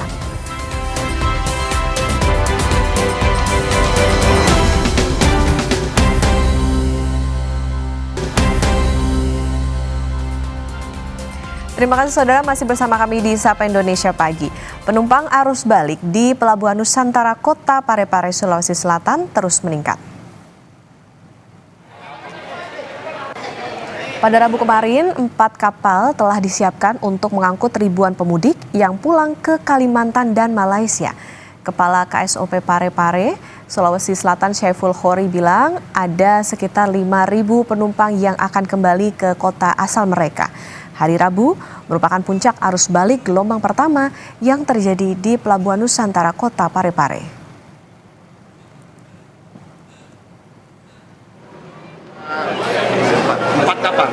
Kira-kira prediksinya Pak, berapa penumpang nantinya Pak di 4 kapal? Maksimal kalau dari dispensasi penumpang ke 5.000. 5.000 ya? Sudah berapa total Pak? Arus balik ini sampai hari ini, baru hari ini yang tertinggi ya. Karena kita juga masih belum prediksi di tanggal 28. Nah, karena di tanggal 28 itu ada 5 kapal yang tertinggi itu nanti kapasitas penumpangnya hampir 3.000 itu ada di kapal Pelni, Bukit Sibintang. Arus balik Lebaran 2026, Kapolri Jenderal Listio Sigit Prabowo bilang lebih dari 2 juta kendaraan telah masuk ke Jakarta. Hal ini diungkap Kapolri saat tinjau pusat kendali jalan tol Jasa Marga di Bekasi. Kapolri menegaskan rekayasa lalu lintas akan disesuaikan berdasarkan kondisi di lapangan, mengantisipasi lonjakan arus balik susulan. Kapolri juga mengimbau masyarakat agar tetap mengutamakan keselamatan selama perjalanan. Saja tadi kita cek lagi di jam 12 ada 82.000 sehingga total kurang lebih 2.040.000 yang sudah masuk Jakarta. Artinya masih ada sisa dari kurang lebih 2.521.229 kendaraan yang meninggalkan Jakarta. Sorotan berikutnya, Saudara, lalu lintas gerbang tol Cikatama, Karawang, Jawa Barat, Kamis pagi terpantau lancar dari kendaraan yang mengarah ke Jakarta ataupun ke Palimanan.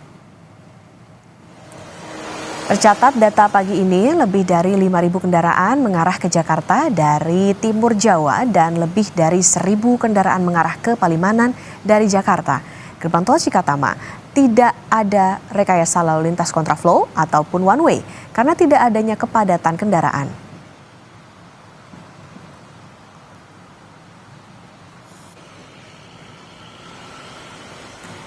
Kita akan pantau situasi terkini dari Gerbang Tol Cikatama bersama jurnalis Kompas TV Eril Wiranata dan juru kamera Aufa Farid. Selamat pagi Eril, bagaimana situasi arus balik di Gerbang Tol Cikatama pagi hari ini? Pagi Okta dan Saudara, untuk di Gerbang Tol Cikatama ini masih terpantau lancar baik yang mengarah ke Jakarta ataupun yang mengarah ke Palimanan. Yang dimana memang untuk data pagi hari ini dari Gerbang Tol Cikatama sendiri ini tercatat lebih dari 5.000 kendaraan yang mengarah ke Jakarta dari arah timur Jawa, lalu kemudian juga ada lebih dari 1.000 kendaraan yang mengarah Palimanan. Selain itu juga bahwa pada hari ini tidak diberlakukannya rekayasa lalu lintas seperti one way ataupun kontraflow karena memang melihat dari situasi lalu lintas ini terpantau lancar yang dimana dilakukan normal sehingga dilakukan baik yang ke arah Jakarta ataupun ke arah timur Jawa ini dilakukan secara normal. Kemudian juga bahwa memang data yang kami dapatkan sejak tanggal 21 hingga 24 Maret ini sempat mengalami peningkatan yang dimana memang untuk gelombang puncak arus balik ini terjadi pada gelombang pertama yaitu pada tanggal 24 Maret.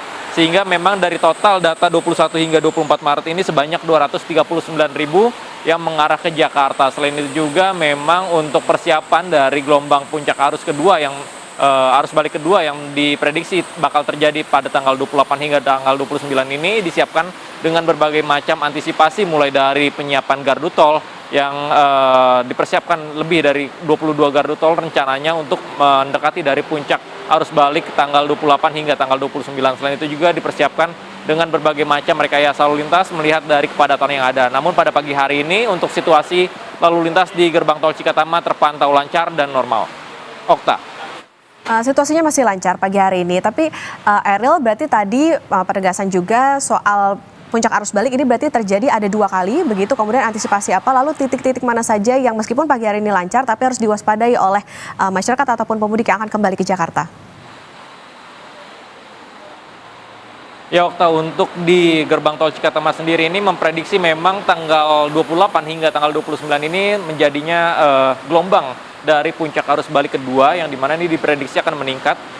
Diprediksi sekitar 96.000 ini kendaraan akan terjadi ataupun datang di tanggal 28 Maret mendatang. Yang dimana memang untuk antisipasinya mulai dengan pengoptimalan dari gardu tol yang dimana memang jika melihat dari adanya peningkatan maka gardu tol ini akan ditingkatkan. Yang dimana semulanya 15 gardu tol maka biasanya jika kita melihat pada puncak arus mudik sebelumnya ini ditingkatkan hingga 22, bahkan rencananya jika memang terjadi kepadatan akan ditingkatkan hingga 26 gardu tol. Namun jika memang lancar maka akan dilakukan normal kembali. Selain itu juga dengan skema rekayasa lalu lintas maka akan disiapkan dengan antisipasi menjelang dari puncak arus balik yang akan terjadi pada tanggal 28 hingga 29 seperti kontraflow, kemudian juga nantinya akan ada one way memang jika terjadinya kepadatan. Namun pada hari ini, pagi hari ini situasi rekayasa lalu lintas tidak dilakukan sehingga lalu lintas terpantau normal dan lancar. Okta. Baik, tentu mereka yang akan balik menuju ke Jakarta ini harus memperhatikan bagaimana rekayasa lalu lintas yang akan diberlakukan. Terima kasih jurnalis Kompas TV Eril Wiranata dan juru kamera Aufa Farid dari Gerbang Tol Cikatama, Jawa Barat. Selamat bertugas kembali, Eril.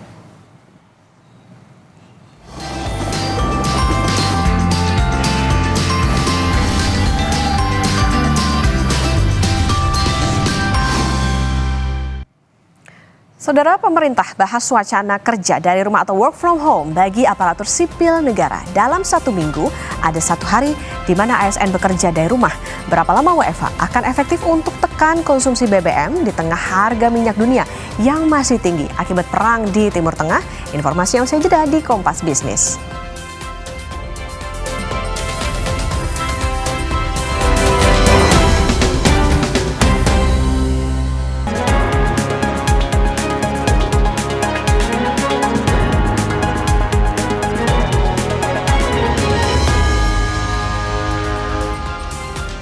Anda menyaksikan Kompas Bisnis, Saudara, bersama saya Yan Rahman. Saudara, Dinas Kependudukan dan Pencatatan Sipil Kabupaten Gorontalo tetap membuka pelayanan meski ada kebijakan kerja dari rumah. Langkah ini dilakukan untuk memastikan pelayanan administrasi kependudukan tetap berjalan. Di tengah penerapan kebijakan work from home atau WFH, Dukcapil Kabupaten Gorontalo tetap membuka pelayanan secara langsung di kantor. Kepala Dinas bilang dokumen kependudukan menjadi dasar utama dalam seluruh pelayanan publik. Pelayanan tetap dibuka agar masyarakat tidak terhambat dalam mengurus berbagai kebutuhan administrasi. Untuk pelayanan langsung, Dukcapil melayani perekaman dan pencetakan KTP elektronik di kantor. Sementara yang lainnya ini dilakukan secara daring melalui aplikasi Siprima. Pelaksanaan hari kantor setelah libur meskipun secara nasional dan juga di daerah Kabupaten Gorontalo ini dijadwalkan pelayanannya atau kantornya secara work from anywhere, tapi kami di Dukcapil ini membuka kantor. Hanya memang kita atur sedemikian rupa untuk pelayanan kita yang rekam dan cetak KTP itu kita layani secara offline, secara langsung luar jaringan di kantor kami, itu tetap melalui sistem antrian yang ada. Kemudian untuk dokumen-dokumen adminduk lainnya seperti kartu keluarga, akta kelahiran, pindah datang, legalisir dokumen, itu kita menggunakan pelayanan secara dalam jaringan atau secara online. Informasi selanjutnya datang dari Menteri Keuangan Purbaya Yudi Sadewa yang mengatakan kebijakan kerja dari rumah atau work from home atau WFH telah diputuskan pemerintah dan akan segera diumumkan ke publik.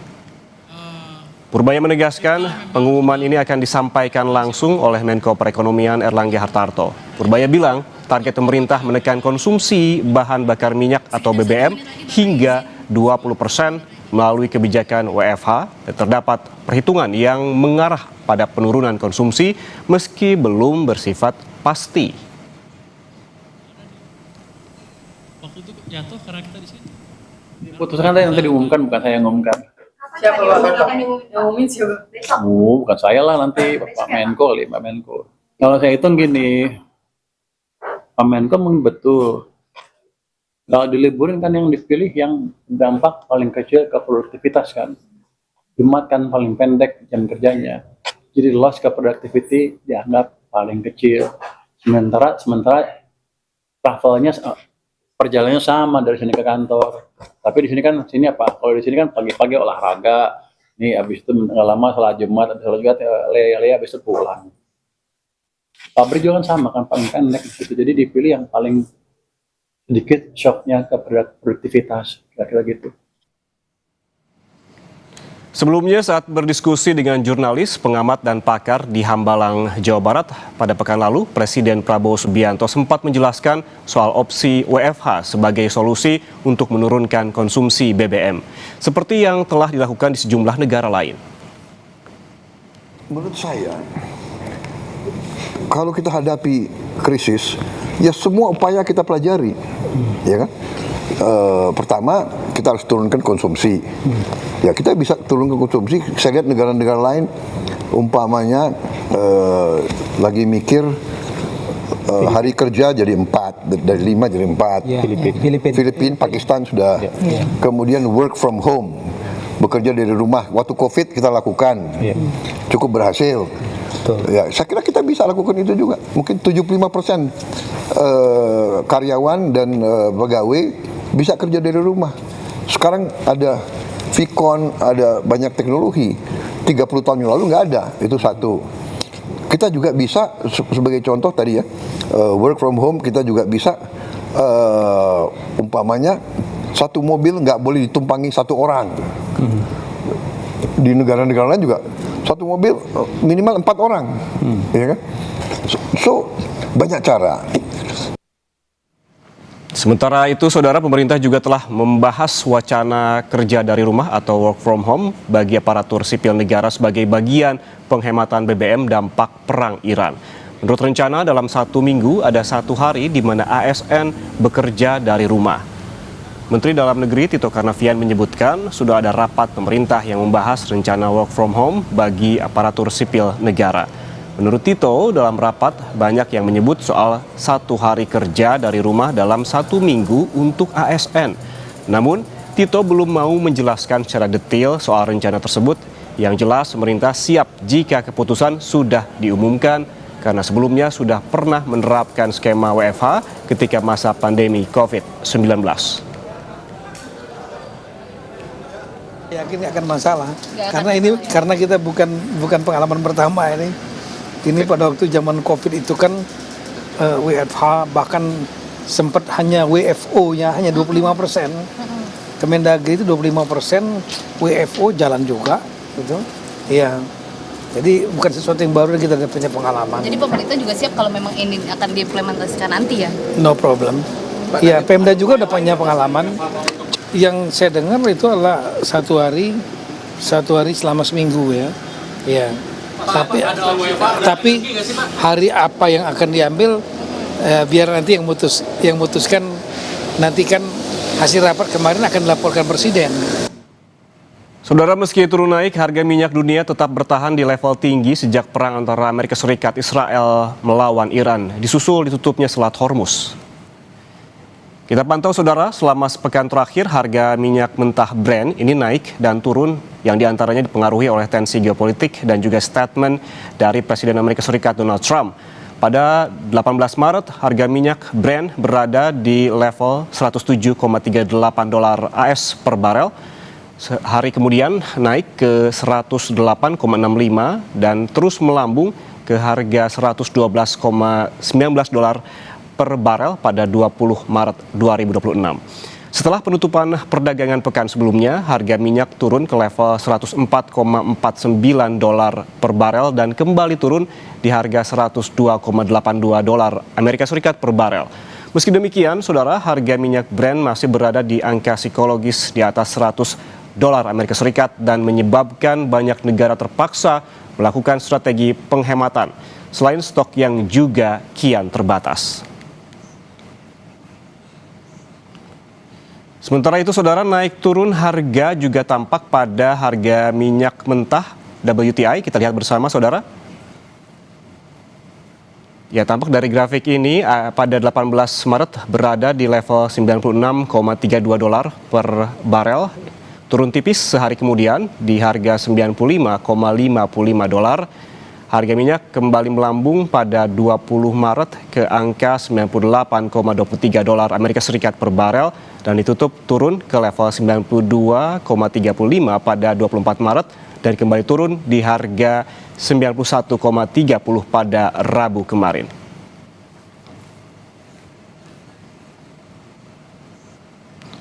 Saudara, dengan harga minyak yang masih berada di level tinggi, otomatis efisiensi perlu dilakukan oleh Indonesia. Di antaranya yang ditawarkan adalah dengan pemberlakuan WFH. Seberapa lama WFH akan efektif untuk menghemat BBM? Usai jeda, Kompas Bisnis akan membahasnya. Tetaplah bersama kami.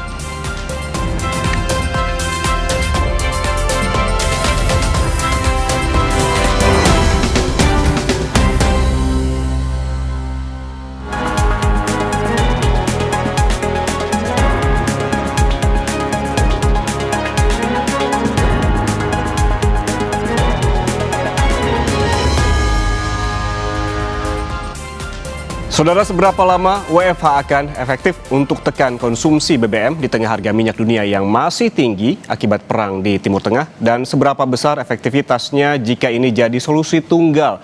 Kita tanya Direktur Eksekutif KOR Indonesia, Muhammad Faisal. Mas Faisal, selamat pagi.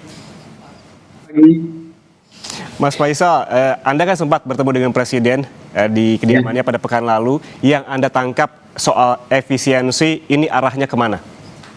Ya, jadi memang efisiensi sepertinya akan jadi prioritas setelah Lebaran dan arahnya kurang lebih kalau dalam perkiraan saya kurang lebih hampir sama dengan efisiensi yang dilakukan pada tahun yang lalu. Ya, jadi karena sempat dalam beberapa kali Pak Presiden menyampaikan bahwa tahun lalu itu hasil daripada kebijakan efisiensi selama 2025 mampu menghemat anggaran sampai 300 triliun gitu. Tapi pada saatnya itu juga saya sampaikan bahwa ada konsekuensi kalau efisiensi dilakukan terlalu ketat, maka akan terjadi yang juga sudah terjadi pada tahun 2025 bahwa ada beberapa sektor yang akan mengalami perlambatan bahkan kontraksi ya, karena bukan hanya pos-pos belanja yang semestinya diefisienkan yang terkena, tapi juga ada banyak yang juga inti ya. Jadi merupakan kegiatan-kegiatan yang inti yang berkaitan juga dengan pertumbuhan ekonomi ya dan pergerakan ekonomi. Sehingga kalau itu dilakukan maka akan ada dampaknya juga ke ekonomi kita nanti di tahun ini kalau persis sama. Oke, ketika di sana apakah dibahas spesifik soal solusi-solusinya termasuk soal yang dibahas akhir-akhir ini, soal WFH ini, Mas?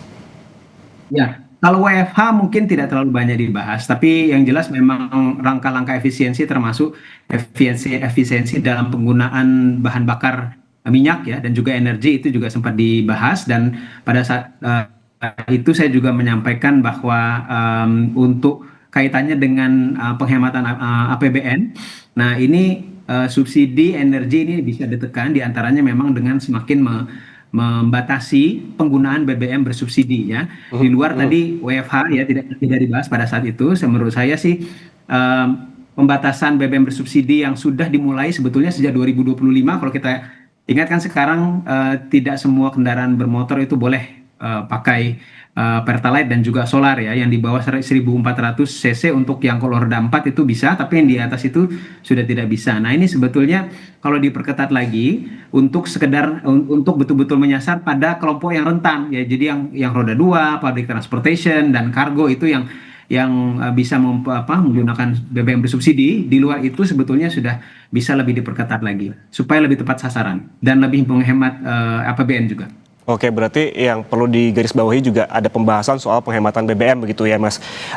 Benarkah menurut Anda apabila kita tarik pertanyaan tersebut ataupun pernyataan tersebut, benarkah hemat BBM ini menjadi urgensinya tinggi padahal Kementerian SDM selalu mengklaim bahwa cadangan RI aman selama 20 hingga 25 hari ke depan? Ya, saya pikir seluruh dunia sekarang concern terhadap masalah cadangan ya, bahan bakar energi termasuk BBM ya, dalam kondisi perang seperti sekarang karena ada disrupsi rantai pasok ya. Tapi untuk Indonesia sebetulnya walaupun terlepas memang kita hanya di sekitar 20 harian ya stoknya. Nah, tapi dibandingkan dengan negara-negara tetangga sebetulnya kita agak mendingan karena ketergantungan minyak kita terhadap kawasan Teluk yang melewati Selat Hormuz sebetulnya relatif rendah. Sebagai perbandingan kita itu kurang lebih 20-25% suplai dari kawasan Teluk, sementara Malaysia itu hampir 70%, Filipina yang sekarang memberlakukan WFH itu 95% bergantung pada pasokan dari kawasan Teluk. Nah, jadi sebetulnya kita lebih diversified dari sumber atau asal BBM ya, minyak kita juga dari kawasan Afrika kita mengimpor dari sana.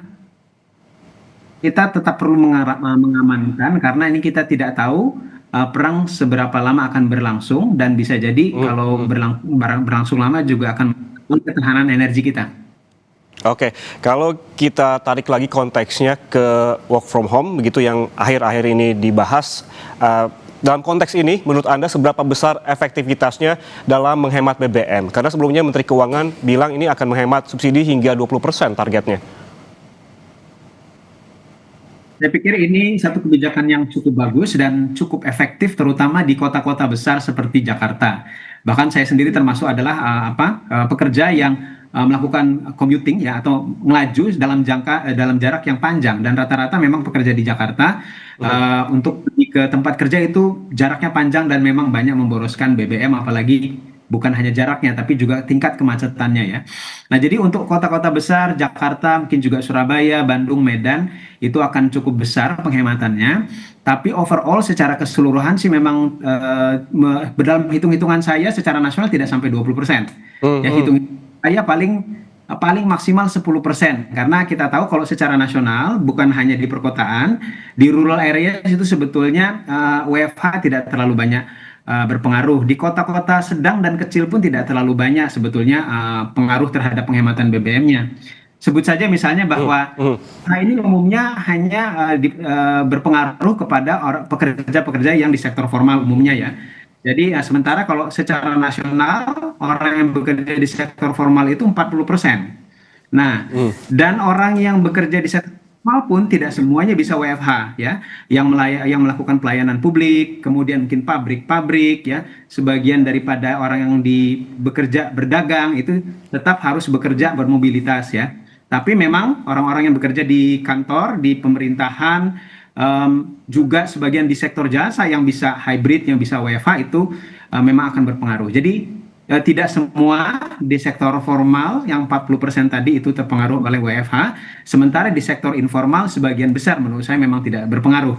Walaupun ada sebagian kecil daripada orang yang bekerja di sektor informal itu yang sebetulnya mereka bergantung pada pergerakan orang di sektor formal. Jadi misalnya kalau orang yang bekerja menyediakan makanan di kantin-kantin dan juga mengantar di transportasi, orang yang bekerja di kantor-kantor itu akan juga terpengaruh pada akhirnya. Jadi secara keseluruhan kalau secara angka untuk DKI Jakarta saya pikir memang akan penghematannya bisa sampai 20%, tapi secara nasional tidak sampai 10%. Oke, kalau kita ingat ataupun Anda sebutkan tadi soal hitung-hitungan penghematan BBM dengan WFH ini secara nasional kemungkinan prediksi Anda sekitar 10%. Berarti ini bisa dikatakan kurang maksimal. Dengan hitung-hitungan Anda tadi, kira-kira berapa lama WFH ini akan efektif? Dan dengan angka yang minimal ini apakah perlu diperluas? Misalkan anak sekolah melakukan sekolah daring begitu seperti masa-masa pandemi COVID-19. Ya, sebetulnya memang kalau kemudian diperluas ke sektor pendidikan ya kepada anak-anak yang sekolah, ini memang mobilitasnya, karena orang yang bekerja itu banyak juga yang mereka bermobilitas ke kantor sekaligus juga mengantar anaknya ke sekolah ya. Jadi otomatis kalau dua-duanya dari rumah maka tidak perlu mobilitas, tapi kalau hanya yang bekerja saja tetap perlu akhirnya mengantar anak juga ya. Nah, tapi walaupun begitu menurut saya ini tetap memang perlu dikaji lagi, karena WFH selain ada manfaatnya terhadap penghematan BBM, kita ingat juga pada masa pandemi bahwa ada dampaknya terhadap juga ekonomi. Saya sampaikan tadi bahwa banyak sektor informal, orang yang bekerja di sektor informal itu mereka bergantung pada mobilitas orang yang bekerja, yang ke sekolah ya. Nah, sehingga akan ada penurunan permintaan ya, penurunan order ya terhadap usaha mereka. Nah, ini yang makanya perlu dikaji juga ya, bagaimana dampaknya baik secara penghematan BBM maupun terhadap ekonomi. Oke, berarti ada dampak terhadap sektor-sektor lain seperti transportasi begitulah. Misal terhadap sektor manufaktur begitu Mas, yang tidak mungkin bekerja di rumah. Apakah memang ini perlu juga dikaji kembali terhadap sektor manufaktur? Ya, saya pikir kalau untuk manufaktur pabrik-pabrik yang dia memang produktivitasnya itu harus ke pabrik dan harian perhitungannya mungkin kemungkinannya kecil untuk bisa diberlakukan WFH. Mungkin ada sejumlah kecil yang bekerja di manufaktur yang bisa, tapi mostly menurut saya tidak, apalagi untuk manufaktur yang besar ya, jadi industri besar maksud saya. Nah, tapi kalau untuk industri yang mikro dan kecil itu masih memungkinkan ya, karena mereka juga tidak dalam bentuk pabrik yang besar.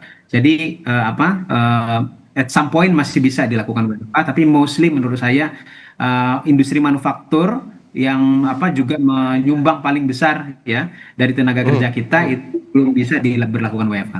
Oke, kalau melihat tadi runtutan penjelasan dari Mas Faisal, ini menurut Anda apakah cukup hanya dengan WFH terkait dengan efisiensi kenaikan BBM ini?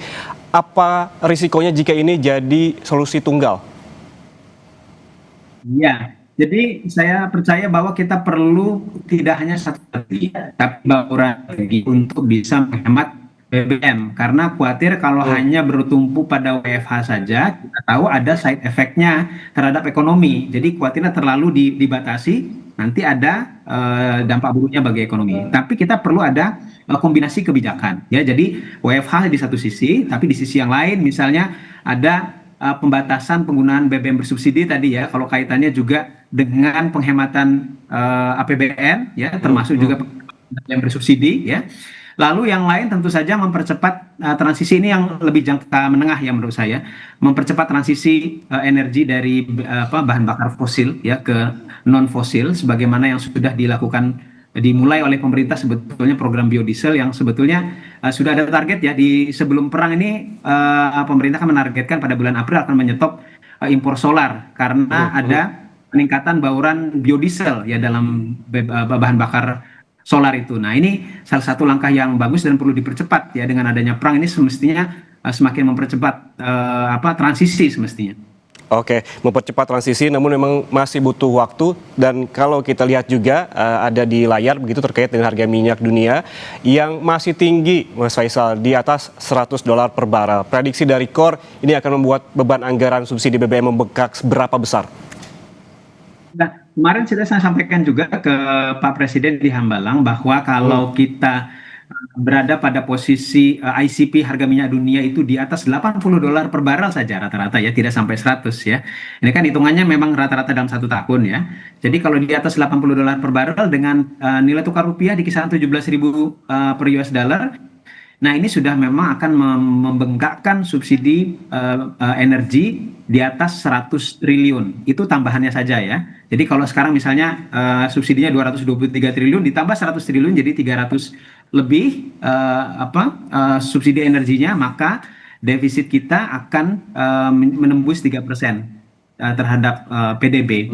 Nah yang itu artinya kan menembus batas psikologis yang semestinya juga harus dihindari. Oleh karena itu di sisi yang lain saya juga mengapresiasi Pak Presiden ketika memutuskan untuk tidak akan menembus 3% defisit APBN-nya terhadap PDB. Oke, sebelumnya yang saya tangkap juga dari KOR ini sebelumnya bilang bahwa penambahan pasokan BBM harus dilakukan secara hati-hati. Apa yang perlu diwaspadai soal kehati-hatian ini? Apakah termasuk gap harga pasar dengan harga jual? Ya, termasuk itu sebetulnya karena kita tahu bahwa bahkan selama ini pun sebelum perang kita masih ada masalah dalam hal distribusi BBM. Walaupun ini kan sebetulnya sudah dikontrol ya, di-manage secara tunggal oleh Pertamina, tapi banyak daerah-daerah yang terpencil itu masih membeli BBM, terutama yang tidak ada outlet pom bensin ya.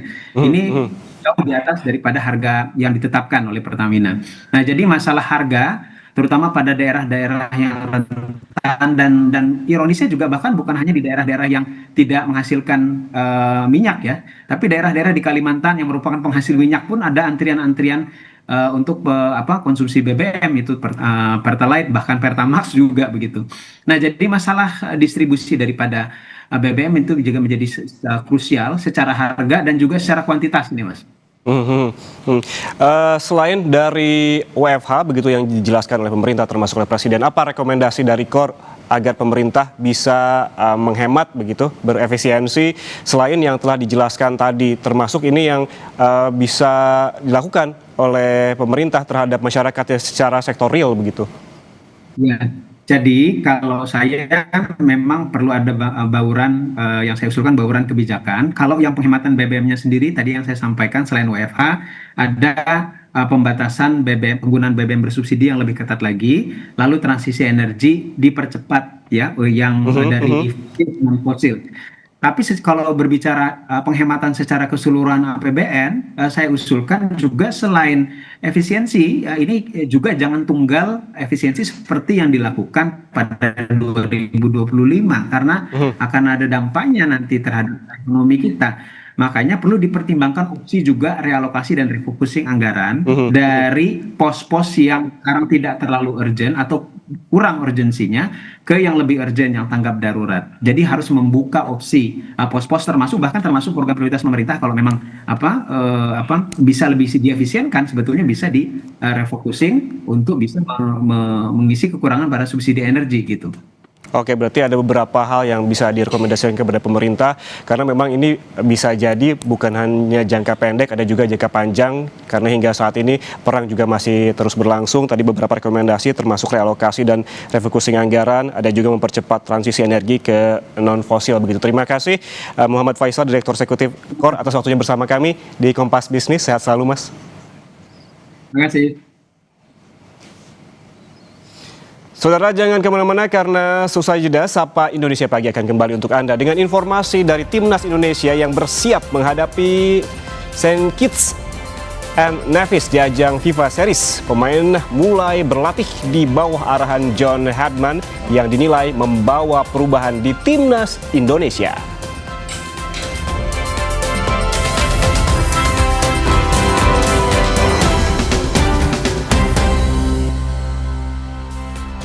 Terima kasih Anda masih bersama kami dalam Sapa Indonesia Pagi. Saudara, hujan deras disertai dengan angin kencang melanda sebagian wilayah Uni Emirat Arab. Bahkan beberapa jadwal penerbangan sempat ditunda.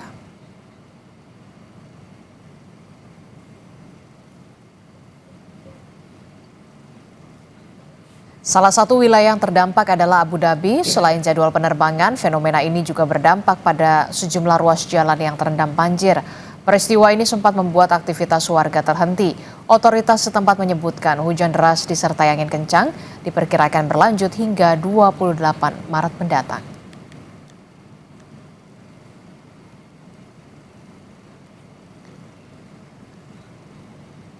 Sudah 4 minggu perang Amerika Serikat Israel melawan Iran belum ada tanda-tanda berakhir. Hal ini menyebabkan dampak global diantaranya terkait dengan pasokan energi. Langkah penghematan BBM pun dilakukan, salah satunya penerapan bekerja dari rumah.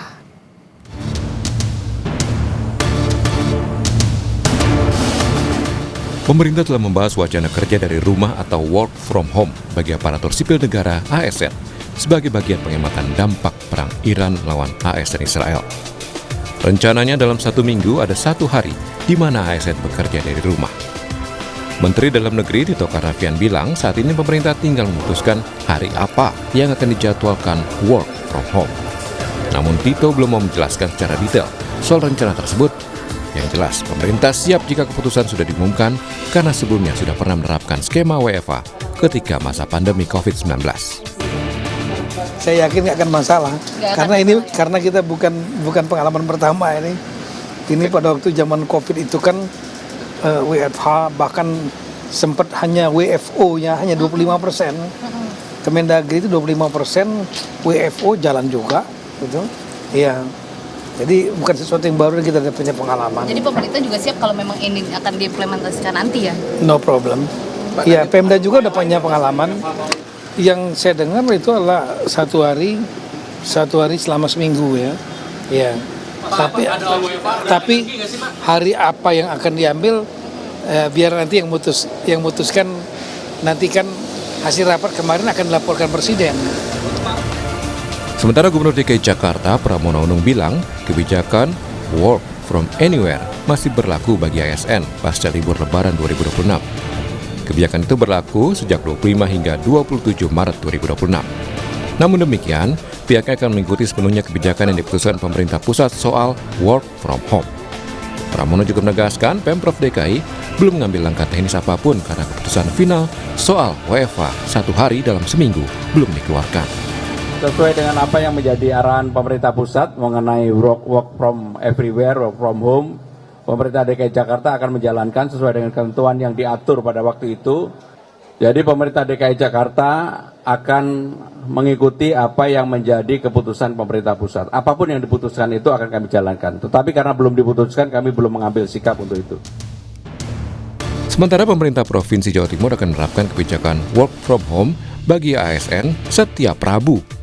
Wakil Gubernur Jawa Timur, Emil Elistianto Dardak, bilang kebijakan ini diperkirakan mampu menghemat BBM sebanyak 108.000 liter per bulan dari total 81.700 ASN di Jawa Timur. Ibu Gubernur yang sudah mengumumkan bahwa kita akan menjalankan arahan pemerintah pusat dan berkontribusi pada upaya untuk menurunkan konsumsi BBM di tengah konflik di Ukraina. Ini dengan menerapkan WFH di hari Rabu. Ya. Jadi kita masih menunggu arahannya. 81.700 kalau asumsinya pulang pergi 15 km itu memang tingkat penghematannya bisa sampai 108.000 liter kalau asumsinya naik motor dan kalau asumsinya 40 sampai 50 km per liter kalau naik motor. Pengamat ekonomi energi UGM, Fahmi Radi menilai, jika WFH diterapkan pada hari terakhir kerja, tidak akan efektif untuk menekan penggunaan BBM. Justru, WFH setiap Jumat bisa meningkatkan mobilitas warga untuk bekerja dari tempat wisata atau kampung halaman. Artinya, mobilitas tetap tinggi. Alternatif lain yang sesungguhnya cukup efektif dan bisa menghemat dalam jumlah yang besar itu adalah bagaimana pembatasan subsidi BBM itu ya, yang selama ini tidak tepat sasaran gitu ya. Pemerintah serius untuk membuat kebijakan dalam pembatasan subsidi BBM tadi agar tepat sasaran. Kebijakan WFH diambil guna mengantisipasi dampak krisis yang terjadi akibat situasi di Timur Tengah, di mana kondisi itu berpengaruh terhadap pasokan energi jika mobilitas pekerja masih dilakukan secara penuh.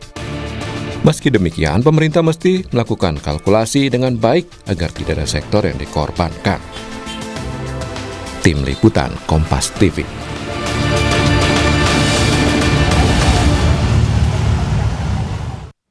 Kita ke informasi olahraga, saudara. Gaya kepelatihan John Hartman menciptakan atmosfer baru di Timnas Indonesia. Gairah baru skuad Garuda jadi pengalaman baru buat Rizky Ridho dan juga kawan-kawan.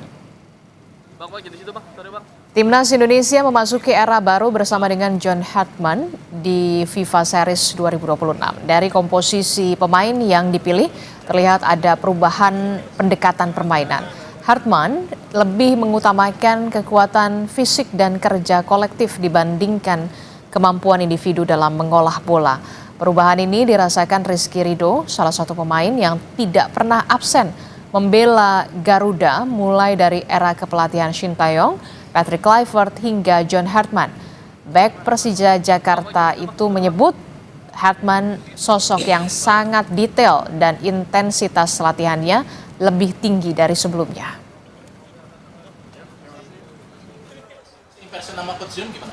Orang yang lebih detail, suka detail dan intensitas latihan lebih tinggi lagi daripada biasanya. Alhamdulillah aman-aman aja, kita juga dikasih program selama ada seminggu libur sebelum kita join timnas. Ada dibikin grup juga dari pelatih fisik Persija dan pelatih fisik timnas untuk komunikasi dan apa yang akan dikasih ke kita persiapan untuk masuk ke timnas, jadi fisiknya nggak berkurang dan kita udah siap untuk training camp ini. Satu sesi yang pertama kali saya rasakan yaitu sebelum latihan dia bawa TV di lapangan, jadi kita lihat TV itu jadi taktikal apa yang dia mau untuk kita latihan hari ini, jadi kayak lebih detail aja sih. Itu pertama kali pengalaman bagi saya. Timnas Indonesia menggelar latihan terbuka pertama di bawah asuhan pelatih John Hartman Selasa sore. Di depan awak media, sosok pelatih asal Inggris ini tampak berbeda jika dibandingkan pelatih timnas sebelumnya Patrick Kluivert dan Shin Tae-yong. Mantan pelatih timnas Kanada ini terlihat sangat detail dalam mempersiapkan latihan tim. Hartman bahkan tak segan turun langsung mengatur properti yang akan digunakan. Tidak hanya itu, seperti yang diungkapkan Rizky Ridho, Hartman juga mengadakan sesi nonton video sebelum berlatih. Bahkan sebelum ke lapangan, punggawa Garuda dibawa ke hall basket untuk berlatih taktikal. Sesuatu yang belum pernah dilakukan di Timnas Indonesia. Analis sepak bola Ihsan Mahar bilang, hal-hal semacam ini memberikan warna baru bagi Timnas Indonesia. Diharapkan metode semacam ini bisa jadi solusi di tengah persiapan yang minim menghadapi FIFA Series. Diharapkan metode semacam ini bisa jadi solusi di tengah persiapan yang minim menghadapi FIFA Series. Jadi memang ini sangat penting karena dengan jadwal latihan yang sangat mepet, jadwal berkumpul yang sangat sedikit, apa yang dilakukan Hartman sekarang menurut saya itu sangat ideal untuk setidaknya memberikan pemain apa yang dia inginkan, apa yang dia ekspektasi kepada pemain, sehingga nanti ketika aplikasinya di atas lapangan, terutama pada laga pertama nanti melawan St. Kitts Nevis, bisa setidaknya belum 100% apa yang diinginkan Hartman ditunjukkan, tapi setidaknya sudah mencapai 60 hingga 70% permainan yang diinginkan Hartman bisa ditunjukkan oleh para pemain nanti. Selain inovasi baru, dalam latihan timnas juga terlihat intensitas latihan yang sangat tinggi. Pelatih John Hartman bilang, ini merupakan upaya untuk menjaga kondisi pemain tetap di level atas jelang pertandingan. Angga Nuriski, Kompas TV, Jakarta. Saudara, kebersamaan Liverpool bersama dengan mega bintang Mohamed Salah tidak lama lagi. Penyerang asal Mesir itu dipastikan meninggalkan The Reds akhir musim.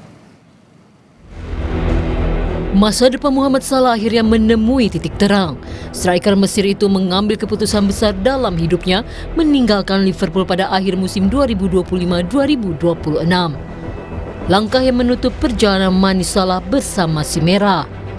Sejak didatangkan dari AS Roma, Juni 2017 silam, Salah menjelma menjadi predator yang menakutkan. Setiap pemain bernomor punggung 11 itu menggiring bola, identik dengan ancaman bagi sang lawan. Sebuah dampak besar untuk kebangkitan klub Merseyside. Selama 9 tahun berseragam Liverpool, Muhammad Salah mengukir pencapaian fantastis. Ia masuk jajaran 3 besar top skor sepanjang masa Liverpool dengan raihan 255 gol. 189 gol diantaranya Salah lesakan ke gawang klub Liga Primer Inggris itu. Sang Raja Mesir juga turut menyumbangkan berbagai trofi untuk publik Anfield. Di antaranya 2 trofi Liga Primer, 1 trofi Liga Champions, 1 trofi Piala FA, 1 trofi UEFA Super Cup, hingga 1 trofi Piala Dunia antar klub. Dengan sederet kontribusinya, layak untuk Salah menyandang status legenda bagi Liverpool. Kombinasi statistik, trofi, dan rekor yang ia tinggalkan menjadikannya salah satu pemain terbaik yang pernah berseragam si Merah.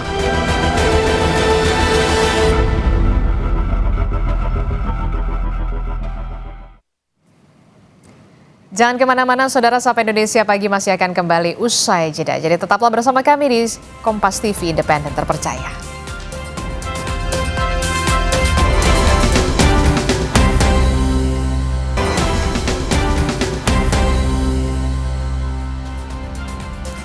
Di London, Inggris, Saudara, teknologi imersif seolah-olah kembali menghidupkan Firaun terakhir Mesir alias Cleopatra.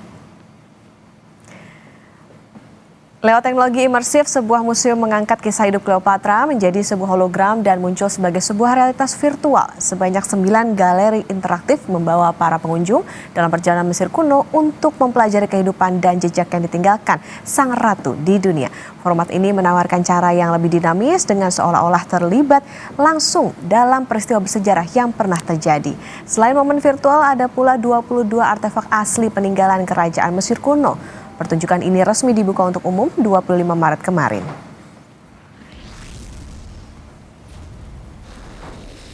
This experience, people they are going to find a hologram, a short introduction about the life not only of Cleopatra but the dynasty of the Ptolemies, starting with Alexander the Great in the 4th century BC. After that we have the metaverse. The metaverse is amazing because it's a trip walking with VR glasses, walking on the tombs of Alexandria, looking for the tombs of the Ptolemies. We are going to visit the palace of Cleopatra. We are going to be witnesses of the Battle of Actium in the 1st century BC and many important moments of the life of Cleopatra. Dan informasi dari London, Inggris tadi jadi penutup jumpa kita di Sapa Indonesia Pagi hari ini. Saya Adis Larasati. Dan saya Putri Oktaviani, terima kasih. Sampai jumpa.